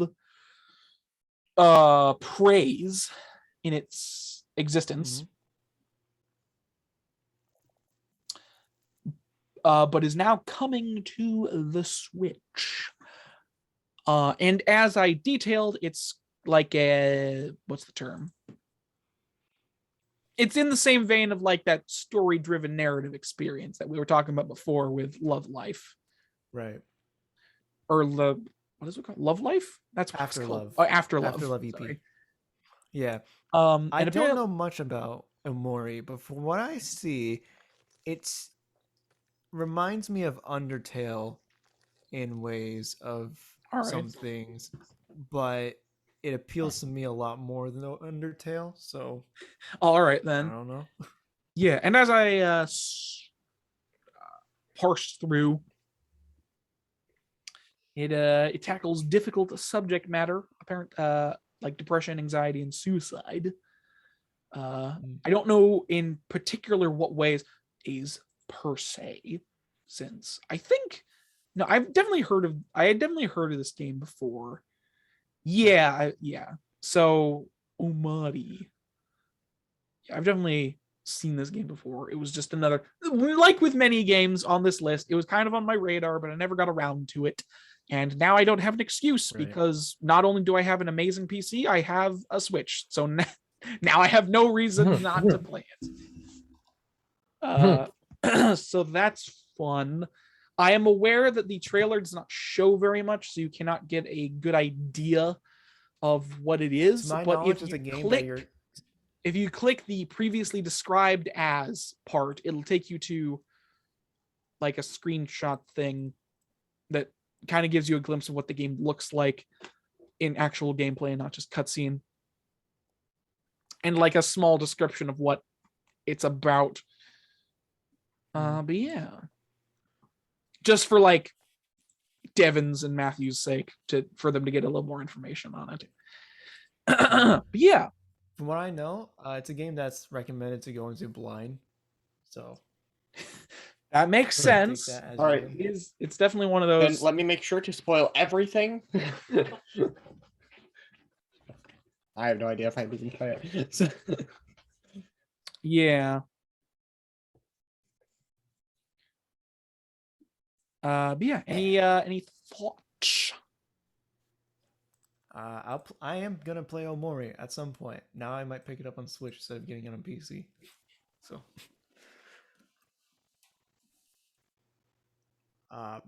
Yeah.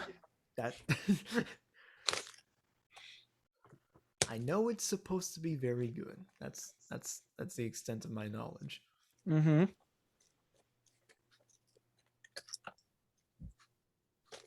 I don't have any thoughts. All right then. Again. That's fine. Alright.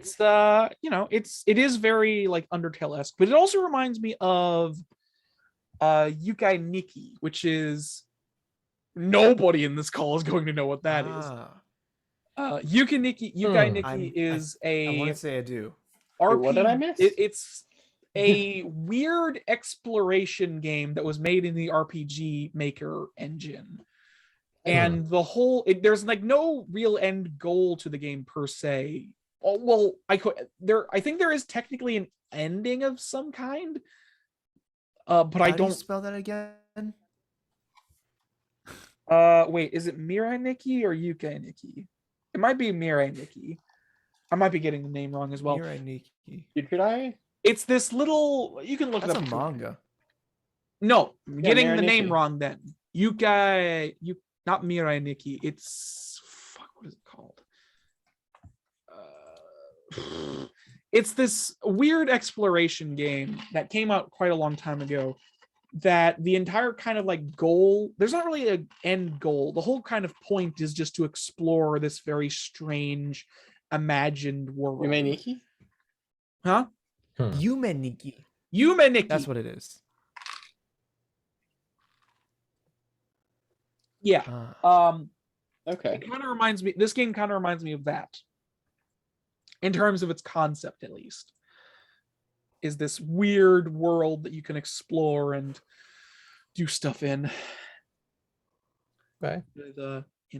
Interesting. Anyways, but there's a game that came out a long time ago. I don't recall if it has any endings or not,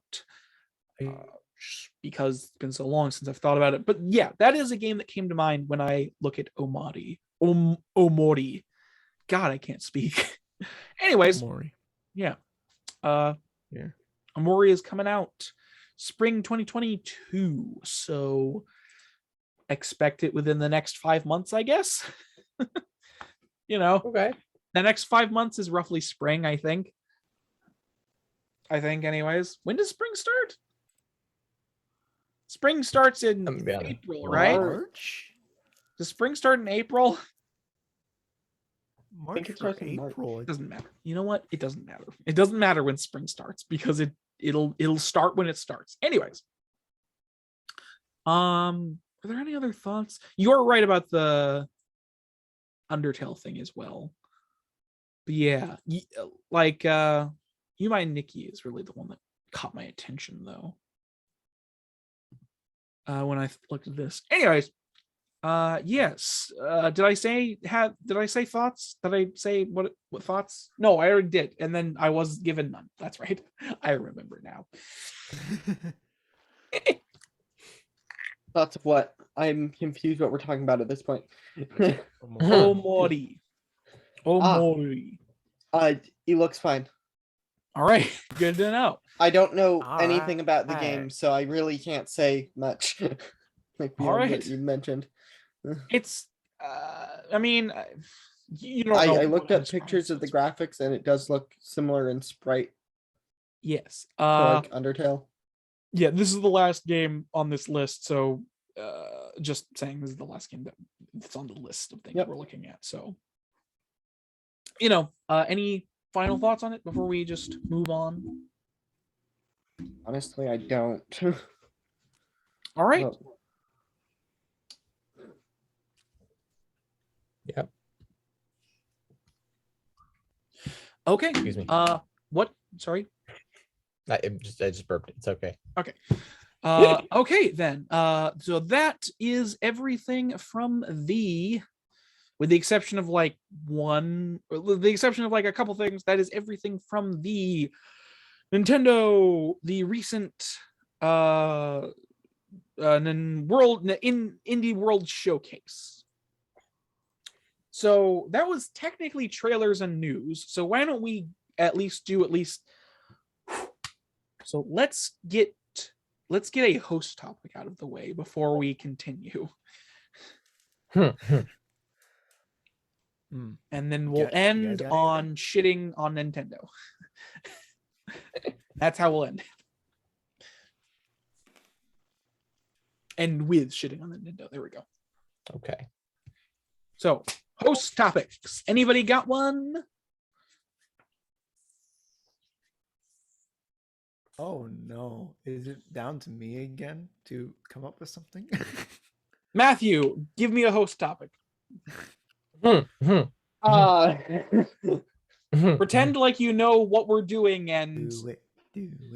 pretend like you know what you're talking about from the last year.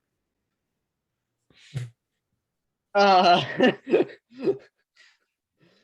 on, man. You're here more often than I am. yeah, You but gotta I'm be not. pretty educated by I'm now. not much into games.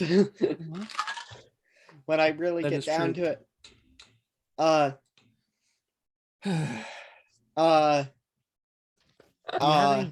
Do you have any? Is there anything about gaming that you're interested in? Like anything you don't understand that you need to pick our brains about?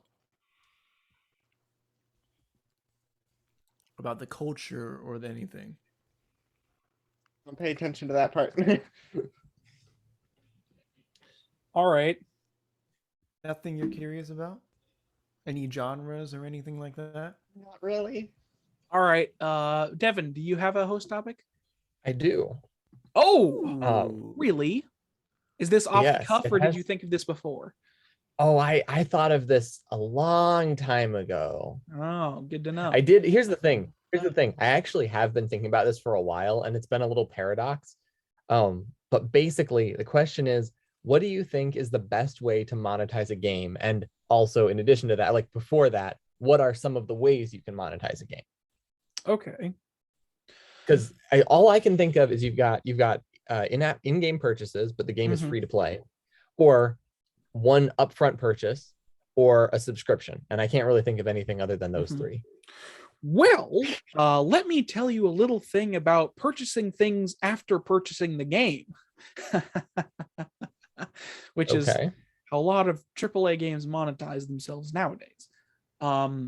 So Mhm. yeah, I will say before we get like sparsed into this, was there anything that like kind of brought on this topic? Where's the I thought of it yesterday. I was thinking about I was thinking about like how to monetize video games, and I was puzzling over like the different ways for like a couple minutes when I had some spare time, and then I forgot about it, and I All didn't right, actually then. end up coming to any conclusions. I see. Yeah, All so I right was then. just curious. I was curious what you guys have on like what your ideas are. Okay. I was just curious if you had anything specific. You know like. Uh, if Like, you were I to was make a curious what game, brought. how would you monetize it, and why Yeah. would you be monetizing it that way? Well, 'Cause as if- you said, I guess I'll start off since I'm talking currently. As you said, Okay. that is kind of the, I guess you would say, like,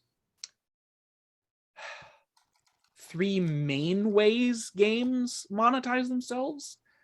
Yeah.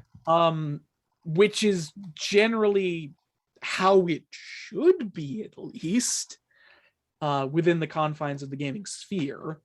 But a lot of development, I can't even say development studios, just the publishers, really. A lot of publishers like to double dip on these ideas and methods. So you have something like a triple A $60 game, sometimes upwards of like $100 if you want to get like the full experience and all the DLC or whatever, or like the gold and silver edition or whatever. An upwards of like possibly $90 game just to get some extra flat fluff on top of the game. And then there are in-game purchases that you can make on top of that.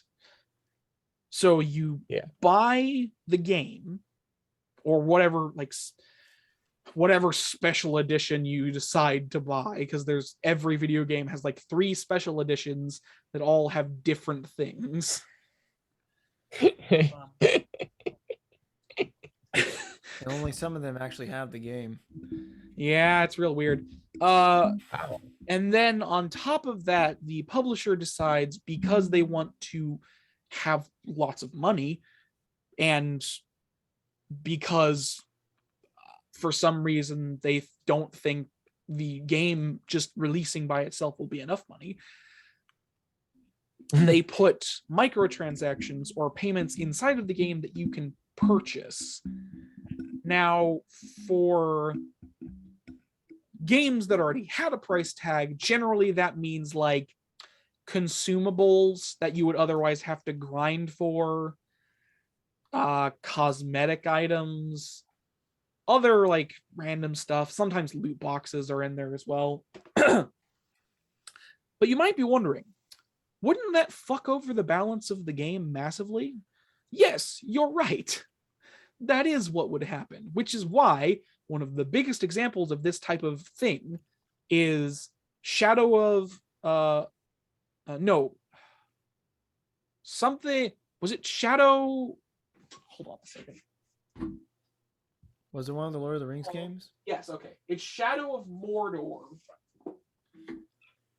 Middle-earth, Shadow of Mordor, Shadow of War, I believe was the title of the game, which was the sequel to this game, Shadow of Mordor, which had basically a system in place that allowed you to have basically dynamic enemies, essentially.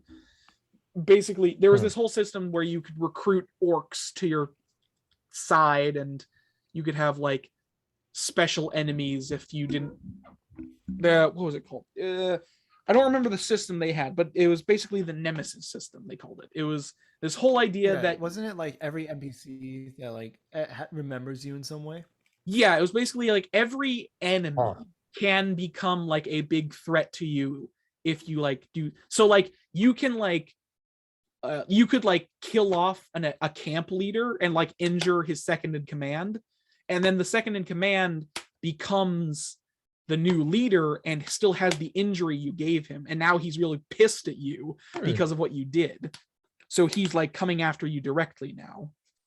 instead of it was this. That's It was kinda honestly cool. a really cool system for the time it came out that gave you some really dynamic and interesting stories, personal stories. Yeah. The reason I'm explaining all of this to you is because they completely ruined it in the.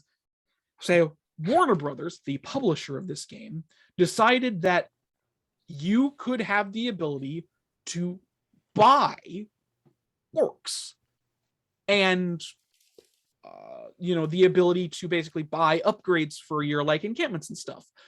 Now, why would they do that? Well, my friend, they did that because they made the grinding progression system unbearably slow to force you to buy the thing so you wouldn't spend hours doing something.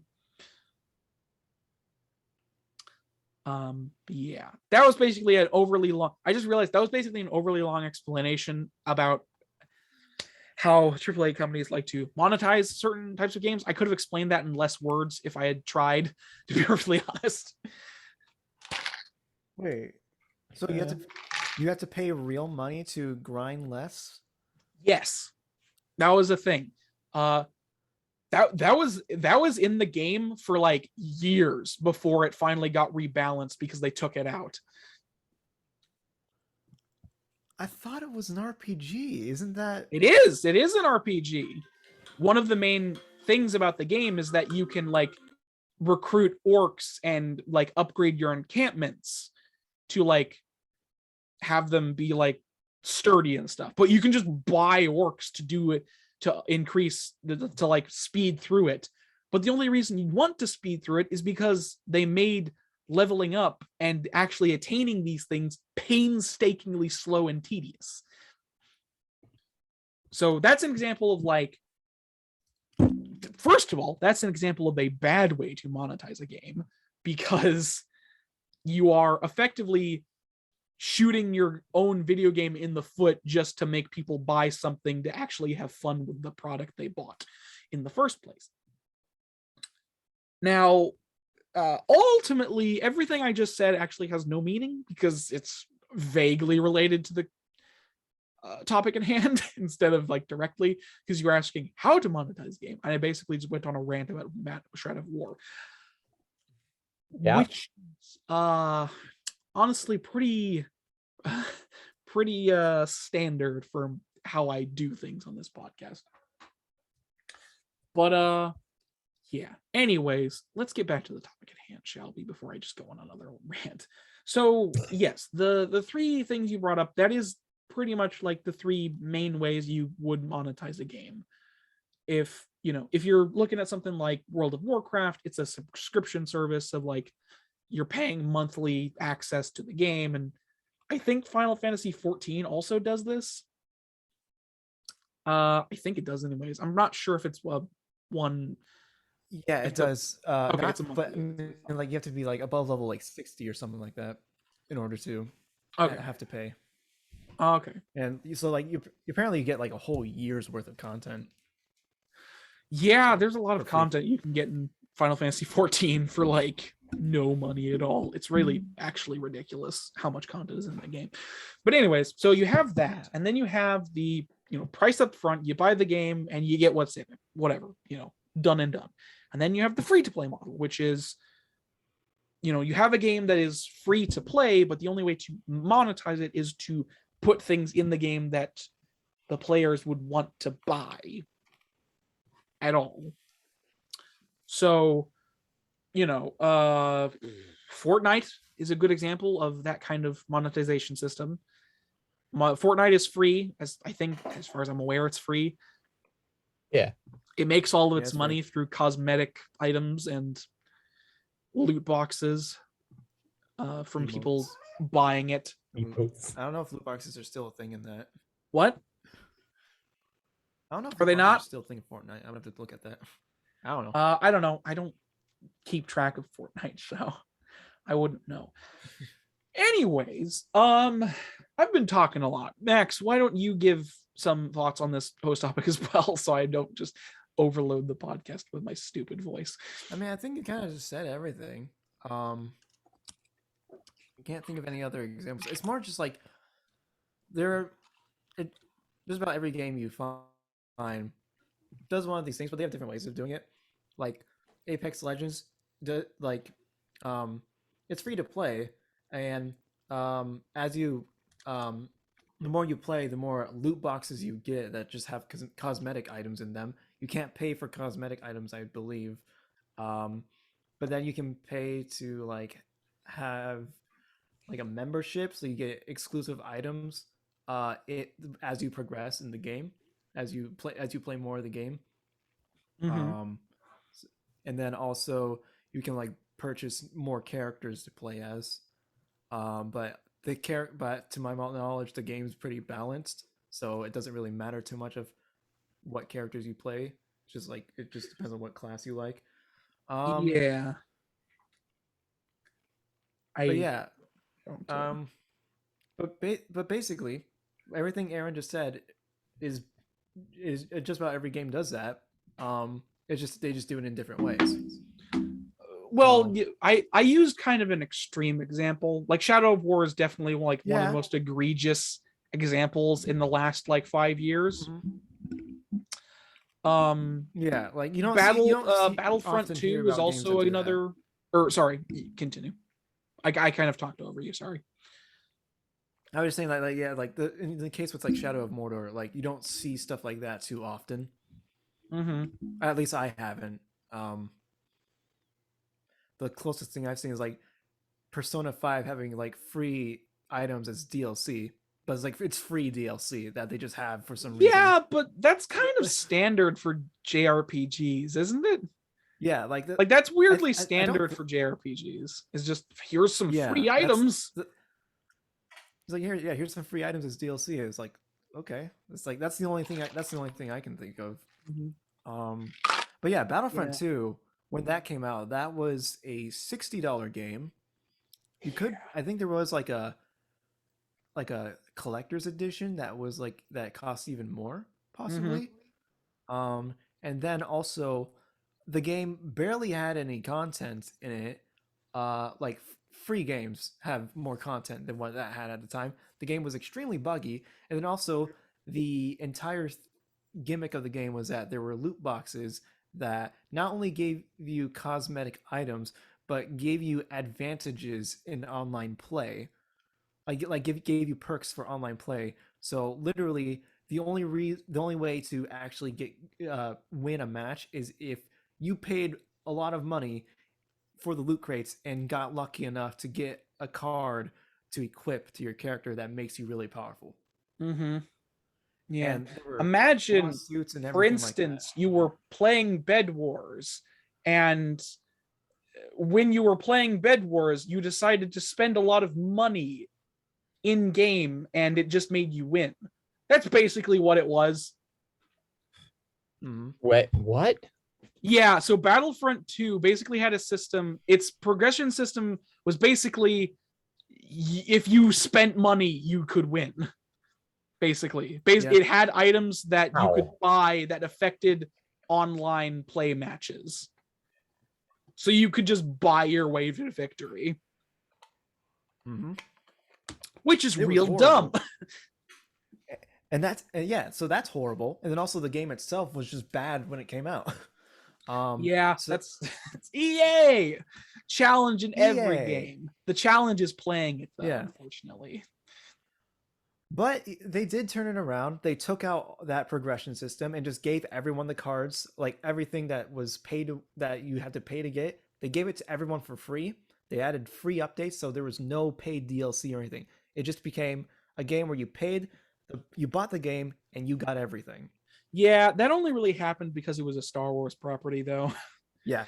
If it was like a generic property or anything else, I don't think they would have gotten away with it per se, but they definitely would not have gotten as much backlash as they did.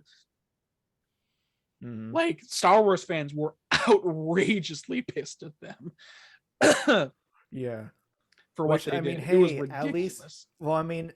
at least it did like hammer down some laws. Like I believe they created laws around Yeah, around it because of that game. was basically the game that, sorry, we're kind of rambling a little bit, but that was basically the game that Yeah. started the whole crackdown on loot boxes at all. Like they did something so bad that the government was like, "Hey, we better look into this whole loot box thing." And then they did, and then they classified it as gambling because it fucking is. Anyways, to sort of like answer your question more, Devin, personally, my personal way I would monetize a game is price up front, right? Like that's how I would personally monetize a game if I was to make one and, you know, sell it at my own discretion. I would do price up front and that's it. What you get is what you get. I would not have any like microtransactions or anything else. If I wanted to add DLC, I'd like with DLC, I think it sometimes is justifiable.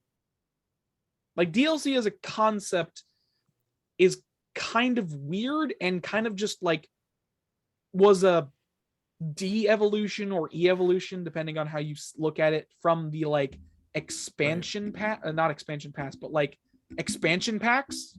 Like you remember expansion packs where like they were basically like massive updates or things given to the game by the development team because they wanted to add more to the game, and they were like expansion packs. And I don't remember if they ever like went for money or not, but they were like things you could add onto the game that added more onto it. DLC is kind of like a shittier version of expansion packs because overall DLC can just compare, like can contain less and is less valuable overall than most expansion packs were back in the day. Yeah. But I mean, there it are really... like, since we are kind of stuck with the concept of DLC, there are times I think it is justifiable. Yeah. For me, it just depends on the game. Like I'm playing through the Spider-Man PS4 DLC. I'm like, man, this was not worth the money I spent. But then The Last of Us has DLC, the first one, and in the DLC it's basically its own like 4-hour game. Yeah. And like it tells a good piece of the story, and it's also very self-contained. It just kind of like fills in a gap in the story that didn't need to be filled in. So and the time when DLC, to me at least, is justifiable is when, first of all, it's the developers who wanted to do it and not the fucking investors and or publishing publishing studio, publishing company. What's it called? The people who publish the game. And it's not the publisher's decision to like want to do this because it'll make money. And like I get that that's a very angelic scenario that I've just come up with, but personally I feel like DLC should only really be added if it's something that was wanted to be added in the first place, you know? Right. Like I don't really think there's a reason to add DLC if there was never any intention in doing so in the first place. Because that's where you get DLC that was, because when you get forced DLC, that's where you get chopping off bits of the game that were supposed to originally be in it and then making you buy it as DLC. Right. Which is a thing that has happened and probably still happens. I'm pretty sure the Assassin's Creed games do that. Yeah, like it's literally like basically it's content that's on the disc, but it's locked off from you. So basically they sell you an unlock key for the content that's on the disc. Like that's how fucking stupid and ridiculous it is. Anyways, yeah. That's personally how I would monetize a game. If I wanted to do a DLC, which maybe I do, then yeah, I'll do DLC. Because from a business perspective, DLC is actually very good. Because if you can make it worth somebody's time, they'll spend money on it. And it's basically free money for the same game, you know? So the question, I think you answered the question, but like the difference between DLC and an in-app purchase would be the in-app purchase was built into the game, whereas the DLC is like excess. Mm-hmm. Yeah. DLC is like extra stuff added on to the base game. Yeah. And And in-app then- purchases would be, built into the game from the The onset. other question. The Hmm? other question would be, what if the game is an MMO type game where it requires maintenance? Then do you think a subscription model would allow it to be sustainable? Well, I mean, it's been proven that it works. Okay. yeah, I Um, mean that I was gonna say that like World of Warcraft has been running for what 15 plus years, I think. Something like that. Something like Wow. And it's been a subscription model ever since it first launched. So Wow. clearly Final it Fantasy works. 14, I will same thing. say they have added. I don't. Okay. I cannot confirm this or not because I do not play Warcraft and I don't really care about it. But I think there is like some like stuff you can buy inside of the game for real money. But I think it's like mounts and stuff which you can farm. So it's not like a, Mm. I think you can just like buy mounts instead of having to farm them, which is I think one of the only things that is like purchasable in Warcraft. I don't know. But yeah, in that regard. And yeah, I mean, I think subscription models can work. They kind of have been like dying off though. Like even a lot of recent MMOs haven't really gone subscription. Yeah. The thing with MMOs is that like in order to have a subscription model, like it really needs to be justified in some way. Like Final Fantasy 14 is the only Yeah. MMO that I've shown any remote interest in. That's because literally everyone who plays it talks about how great the story is. And you Mhm. don't and I have not seen that with any other MMO ever made. Well, that's the thing. Fundamentally, Final Fantasy 14 is designed from a different perspective. It's designed and from a that's- story perspective from a series that is very story focused a lot of the time, Final Fantasy. Mhm. MMOs And that, generally are designed around like not quickness, but like the whole like what's the term? The whole I guess grind for MMOs, especially stuff like Warcraft and people who copy it off of Warcraft, is like you grind. Like the whole point in every expansion is to grind to the next level cap so you can start doing raids or dungeon raids with other players. And that's really the whole point. Right. Like nobody cares about the lore or story in World of Warcraft. And that's because it makes no fucking sense. On top of it, like nobody cares about the world or story because that isn't the game's intention. The game's intention is for you to do these quests, not care about the context, and just grind until the next level cap so you can do the next dungeon raid with people. That's like the whole cycle of World of Warcraft and a lot of MMOs that copied off of it. There's nothing inherently wrong with that cycle if you like it, but I feel like from just a game structure, it definitely like it's one of those things that like definitely could weed off new players because World of Warcraft is not like great for new players, especially at this point, I would say. And I don't think its community really helps new players all that much. I doubt it. With the Final Fantasy, like World of that's Warcraft- much different in that regard. World of No, yeah, Warcraft has a Final- problem. Like here's the thing. I've met like 2 people who play WoW in my entire life, and they are the people I want to stay away from. Yeah. All Where- WoW players actually hate WoW, but they've wasted so much money on it that they can't get out. Yeah, Because that's whereas, the thing, like, right? Like most WoW players, especially in today's world, are people who've been playing it since release or Since for the the past like beginning, 10 yeah. years, and they've spent that money Yeah. every month for that time. So they can't stop. Right. Like, Then, like, if, but like on the they've flip used side- so much money on it at this point that they just keep playing. Mhm. You know? Yeah, but then on the flip side, like lately, I've seen like so many videos pop up about Final Fantasy 14 because of a new update came out recently, the new expansion, Endwalker. and like, yeah, Endwalker, and like literally everything I see about, like everyone talking about, they're like so passionate about this game, and like listening to them talk about it, even though I have no idea what they're talking about, it's just like I want to be in on this. Like, Yeah. It like, just looks and feels like a nice community and a nice game yeah, no, versus Final Fantasy a 14 just like disconnected seems to have just community and a a boring great game. community behind it because everyone is like enjoying it for the same reasons. Yeah. Where other MMOs that I've looked at, everyone enjoys it for different things, and it's not really it's not the most sociable community I've seen. Yeah. So Yeah. when so like when so when it comes to monetizing a game, it depends on the game itself and it depends on what the game is trying to do, in my opinion. Mhm.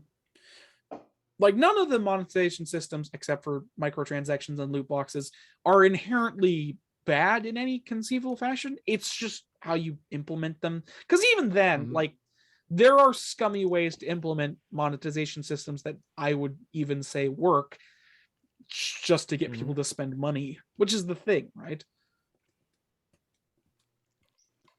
You know, if you're like with like loot boxes and stuff, which were literally like feeding off of people with like addictive personalities and gambling addiction, like they were feeding off of these people because they, you know, triggered the same response that they had towards like gambling and stuff.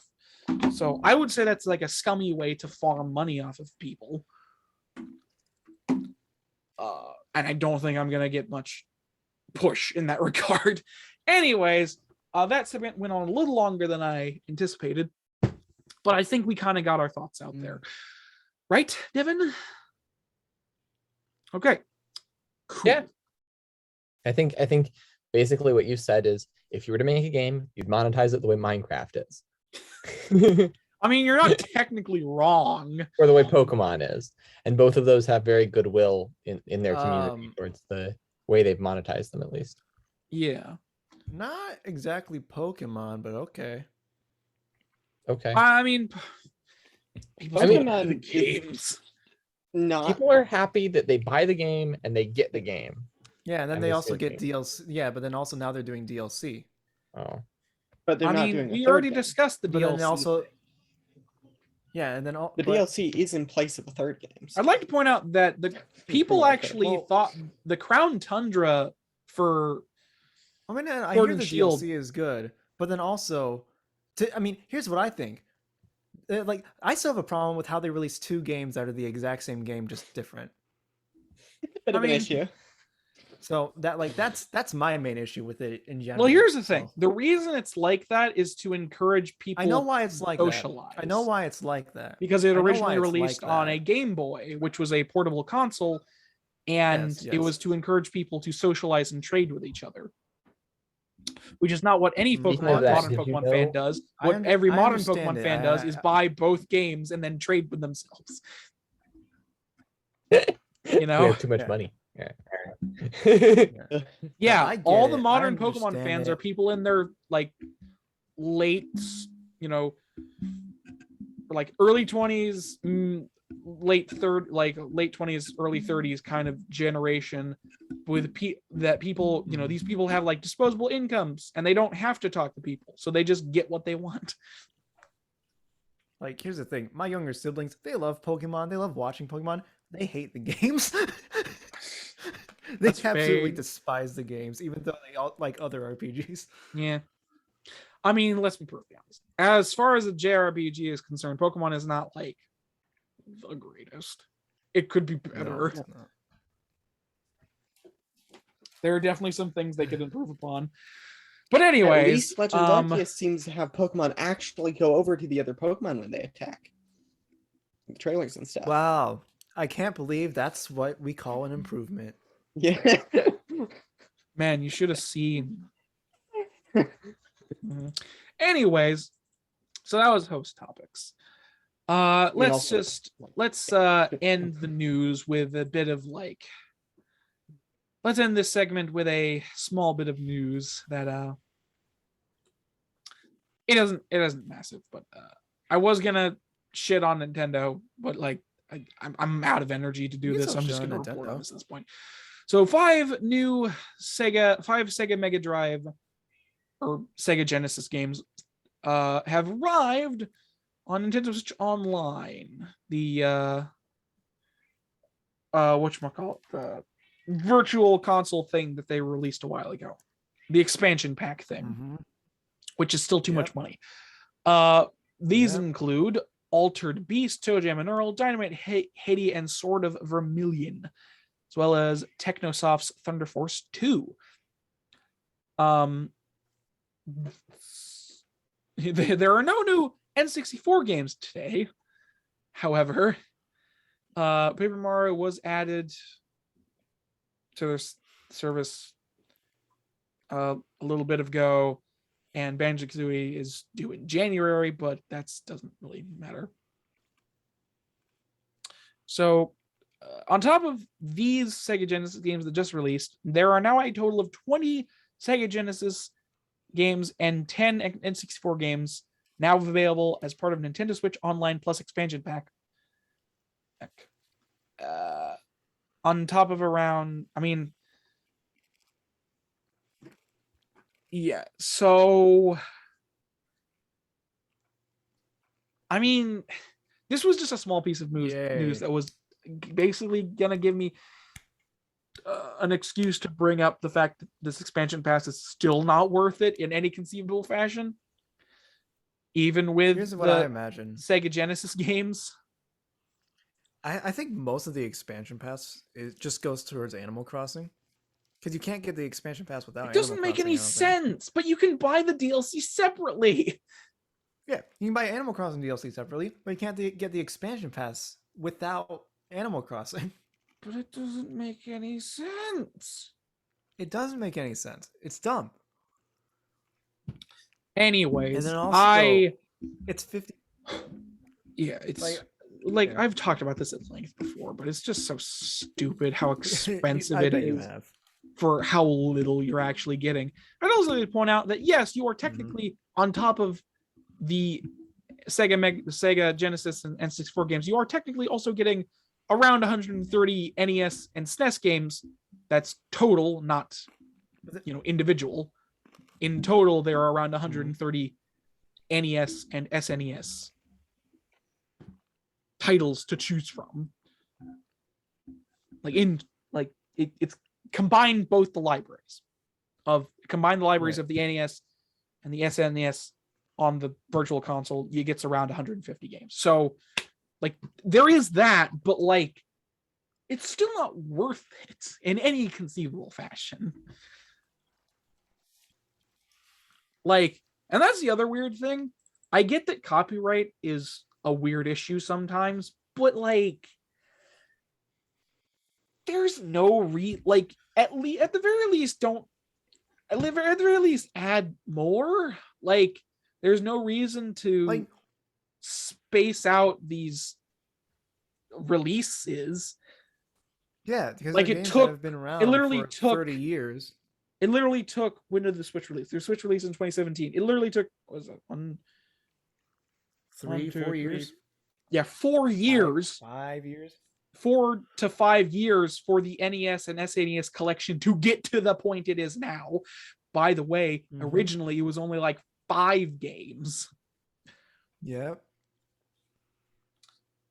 Yeah, anyways, Matthew and Devin don't care about this topic, but that's fine. Anyways, it's still not worthwhile in any conceivable fashion, and there's no point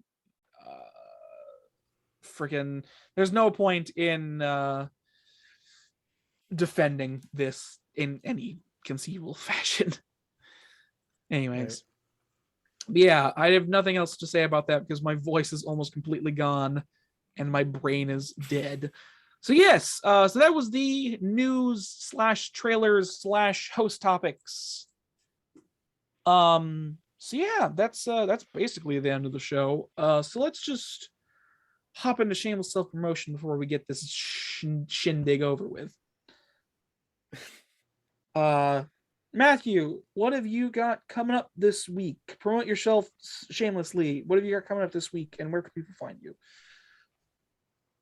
I can get an episode recorded, then I should have another episode of Minimalist uploaded Okay. this week or next week. It depends mostly on how much I procrastinate.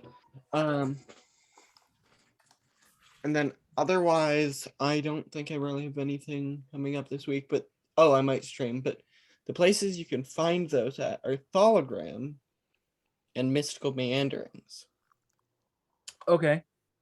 Once Thologram's on YouTube, Mystical Meanderings on Twitch. Okay.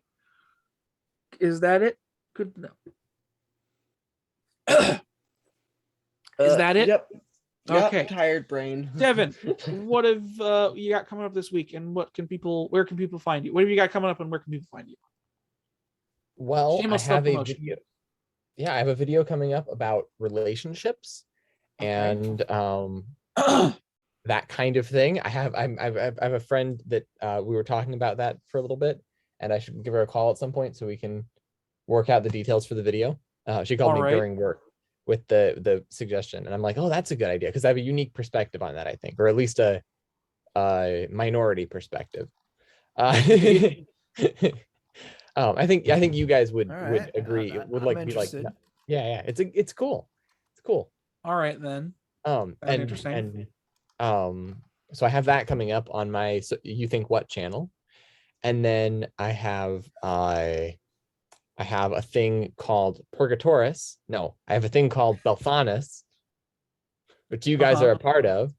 Where I'm going to be working with. Yeah, are we? What? Yeah, it's for getting used to the mods for Purgatorus, and while we're still working on the script. Oh, okay. Oh, and everyone else.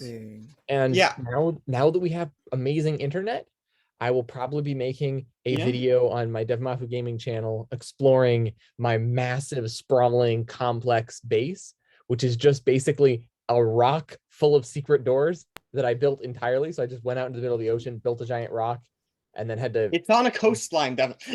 Okay, went out into the slight edge of the... Whatever. I had to clear out a massive area of water, which is so annoying in Minecraft. A lot of sponges. That's just how sponges work. They're 1 meter in size, 1 cubic meter, and if you place them down, they just suck up all the water around them. And the base is so cool that if you don't know what you're doing and you walk into it, you'll get lost. And then you won't know how to get out, because I don't really have exits everywhere yet. Well, if you have a pick. Yeah, but you can't do that. That's cheating. And there's secret doors everywhere, and I love it. It's so cool. Yeah. I've been playing around with secret doors and learning redstone, basically. And I might make some videos on like secret doors at some point in the far future. Okay. Sounds good. Yeah. Ha! I don't know why, but I've been giving people thumbs up today. I was like, this is like random out of nowhere, but like I was shopping today and I kept giving people thumbs up for some reason. I don't know why. Anyways, so that's it for you, right, Tevin? And people can find you on You Think What and Thologram. No, not Thologram. Whatever it's called, DevMafu. Yeah. You can find Devin on my channel. Right. Yeah. Okay. Max, what have you got coming up, and where can people find you? Well, hey, guess what? I finally got used to my work schedule, and so I'm finally going to be making videos again after 9 months. Something like that. I'm gonna have something. Hey, at least you've been consistent with the podcast, right? Sure.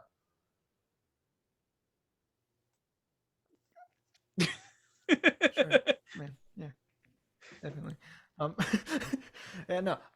gonna have something up talking about my new schedule before the year ends, and then I'm gonna have like 2 videos a month, maybe. I'm trying a different format with different camera angle, different everything. So I'm still getting used to it, but I really like what I'm going for. It's a lot more casual, a lot more chill, a lot more unscripted stuff. So just a lot more dumb fun, even because I don't have enough sleep most of the time. So might as well just be an idiot. Right. Yeah, you can find me on Dillian Kriker on YouTube, and I'm also on Twitter at Dillian_Kriker, where I mostly tweet about Dumb stuff because I am dumb. He is That's, dumb. That's how I can I'm confirm. marketing myself He's dumb. now. I can confirm he's Sure, dumb. Why not? Yeah, thank you. Yeah. So if you like So, dumb Aaron. people, you can watch this. No, he's not done shilling yet. Finish Oh. shilling before it's my turn. No, that's no. I know I'm done chilling. I'm Oh, so okay. dumb that I'm done. All right then. So, what have we got coming up? Well, the podcast, as per usual, will be. Oh yeah, this was the 1-year anniversary. We didn't really do anything special. Yeah. I meant for that, as I explained at the beginning, I meant for there to be something special, but never got around to it. So We could have played a game. Hairspray. You know what? You want hairspray? No, I don't want hairspray. I think it'll be the 1-year yeah. anniversary gift. No. So I had, Alright. I was thinking about, so happy 1-year anniversary to us. We did nothing special. That's fine though. Like I said, was kind of planning on something, but it never really came to fruition just because work, very busy over the past week. And also last night, as I mentioned before, I got a new computer, so I didn't really have time to plan anything even yesterday, which might show considering how off the wall this podcast episode has been thus far. Anyways, but yes, as per usual, not as per usual, because if you may have noticed, given the schedules of how we record these, we will not be having an episode for the next 2 weeks. We will not be having a new episode until hold on, let me look at my phone.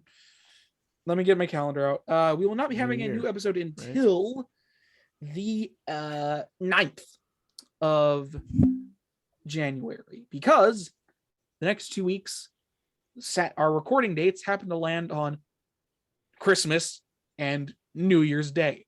I don't want to record on those days just because of how busy I'm gonna be. So no episodes for you. But we'll see you in the new year once things cool down. So no episodes for 2 weeks thus far. Outside of that though, well, like I said, I'm going to be really busy the rest of the month, so I don't really think I'm going to get anything done. I have a few plans in the works, specifically something with Max, if he remembers what it is. I know what it is. I'm gonna try to make time over the next couple specifically weeks. Something with Max might be coming out if we have time. Like if we have time within the next 2 weeks, there'll be If we that. have time. Otherwise, If our schedules line up. Yeah, if our schedules line up, we'll have something within the next 2 weeks. If our schedules line up, yeah. A nice video. You'll see what that is once we release it. But it's another podcast type thing. You'll see. What else am I saying? You can find me on gaming, the discussion, or gaming the discuss at gaming the discuss, because Twitter's weird. I don't use Twitter for anything. I really don't. I just tell people when the videos get uploaded, and that's it. Other than that, now that I have my new computer, I have the ability to edit things properly, so I might start doing some proper videos in the new year outside of the podcasts. I won't make any promises, but at the very least, I don't have an excuse anymore. So there's that. You know how it is. Oh, God. Anyways. Yeah. But yeah. Yes, that's I suppose that's it for me. Yeah. So Yeah. that was Shameless Self-Promotion. So thank you all, everyone, guys. Merry Christmas. Thank you Happy New all, Year. guys, for coming to watch this ridiculous piece of shit that we continue to do. Yes, thank you for watching this episode of the GT podcast. Let's try that again. Thank you so much for watching this episode of the GT podcast. If you enjoyed, just do the things that make us be known by other people, like the sharing and the caring. Oh yeah, Liking. you can find the GT podcast on the channel you're SoundCloud? currently on, or YouTube, SoundCloud, GTD podcast, a SoundCloud, Gaming Comment the Discussion, GTD podcast, YouTube. You can find everything we discussed today in the description or the pinned comment below if you're on YouTube. And if you enjoyed what you saw, I don't know why, but share it with your friends if you have any. I don't know. I don't know your life. Maybe you don't have any friends. Yes. I will say once again, thank you all for so much for watching. And we will potentially, we will see you in the new year. Probably. Assuming fate allows us to record an episode. But you know. Thumbs up, everybody. Thumbs up. Thumbs Put your thumb up. everyone.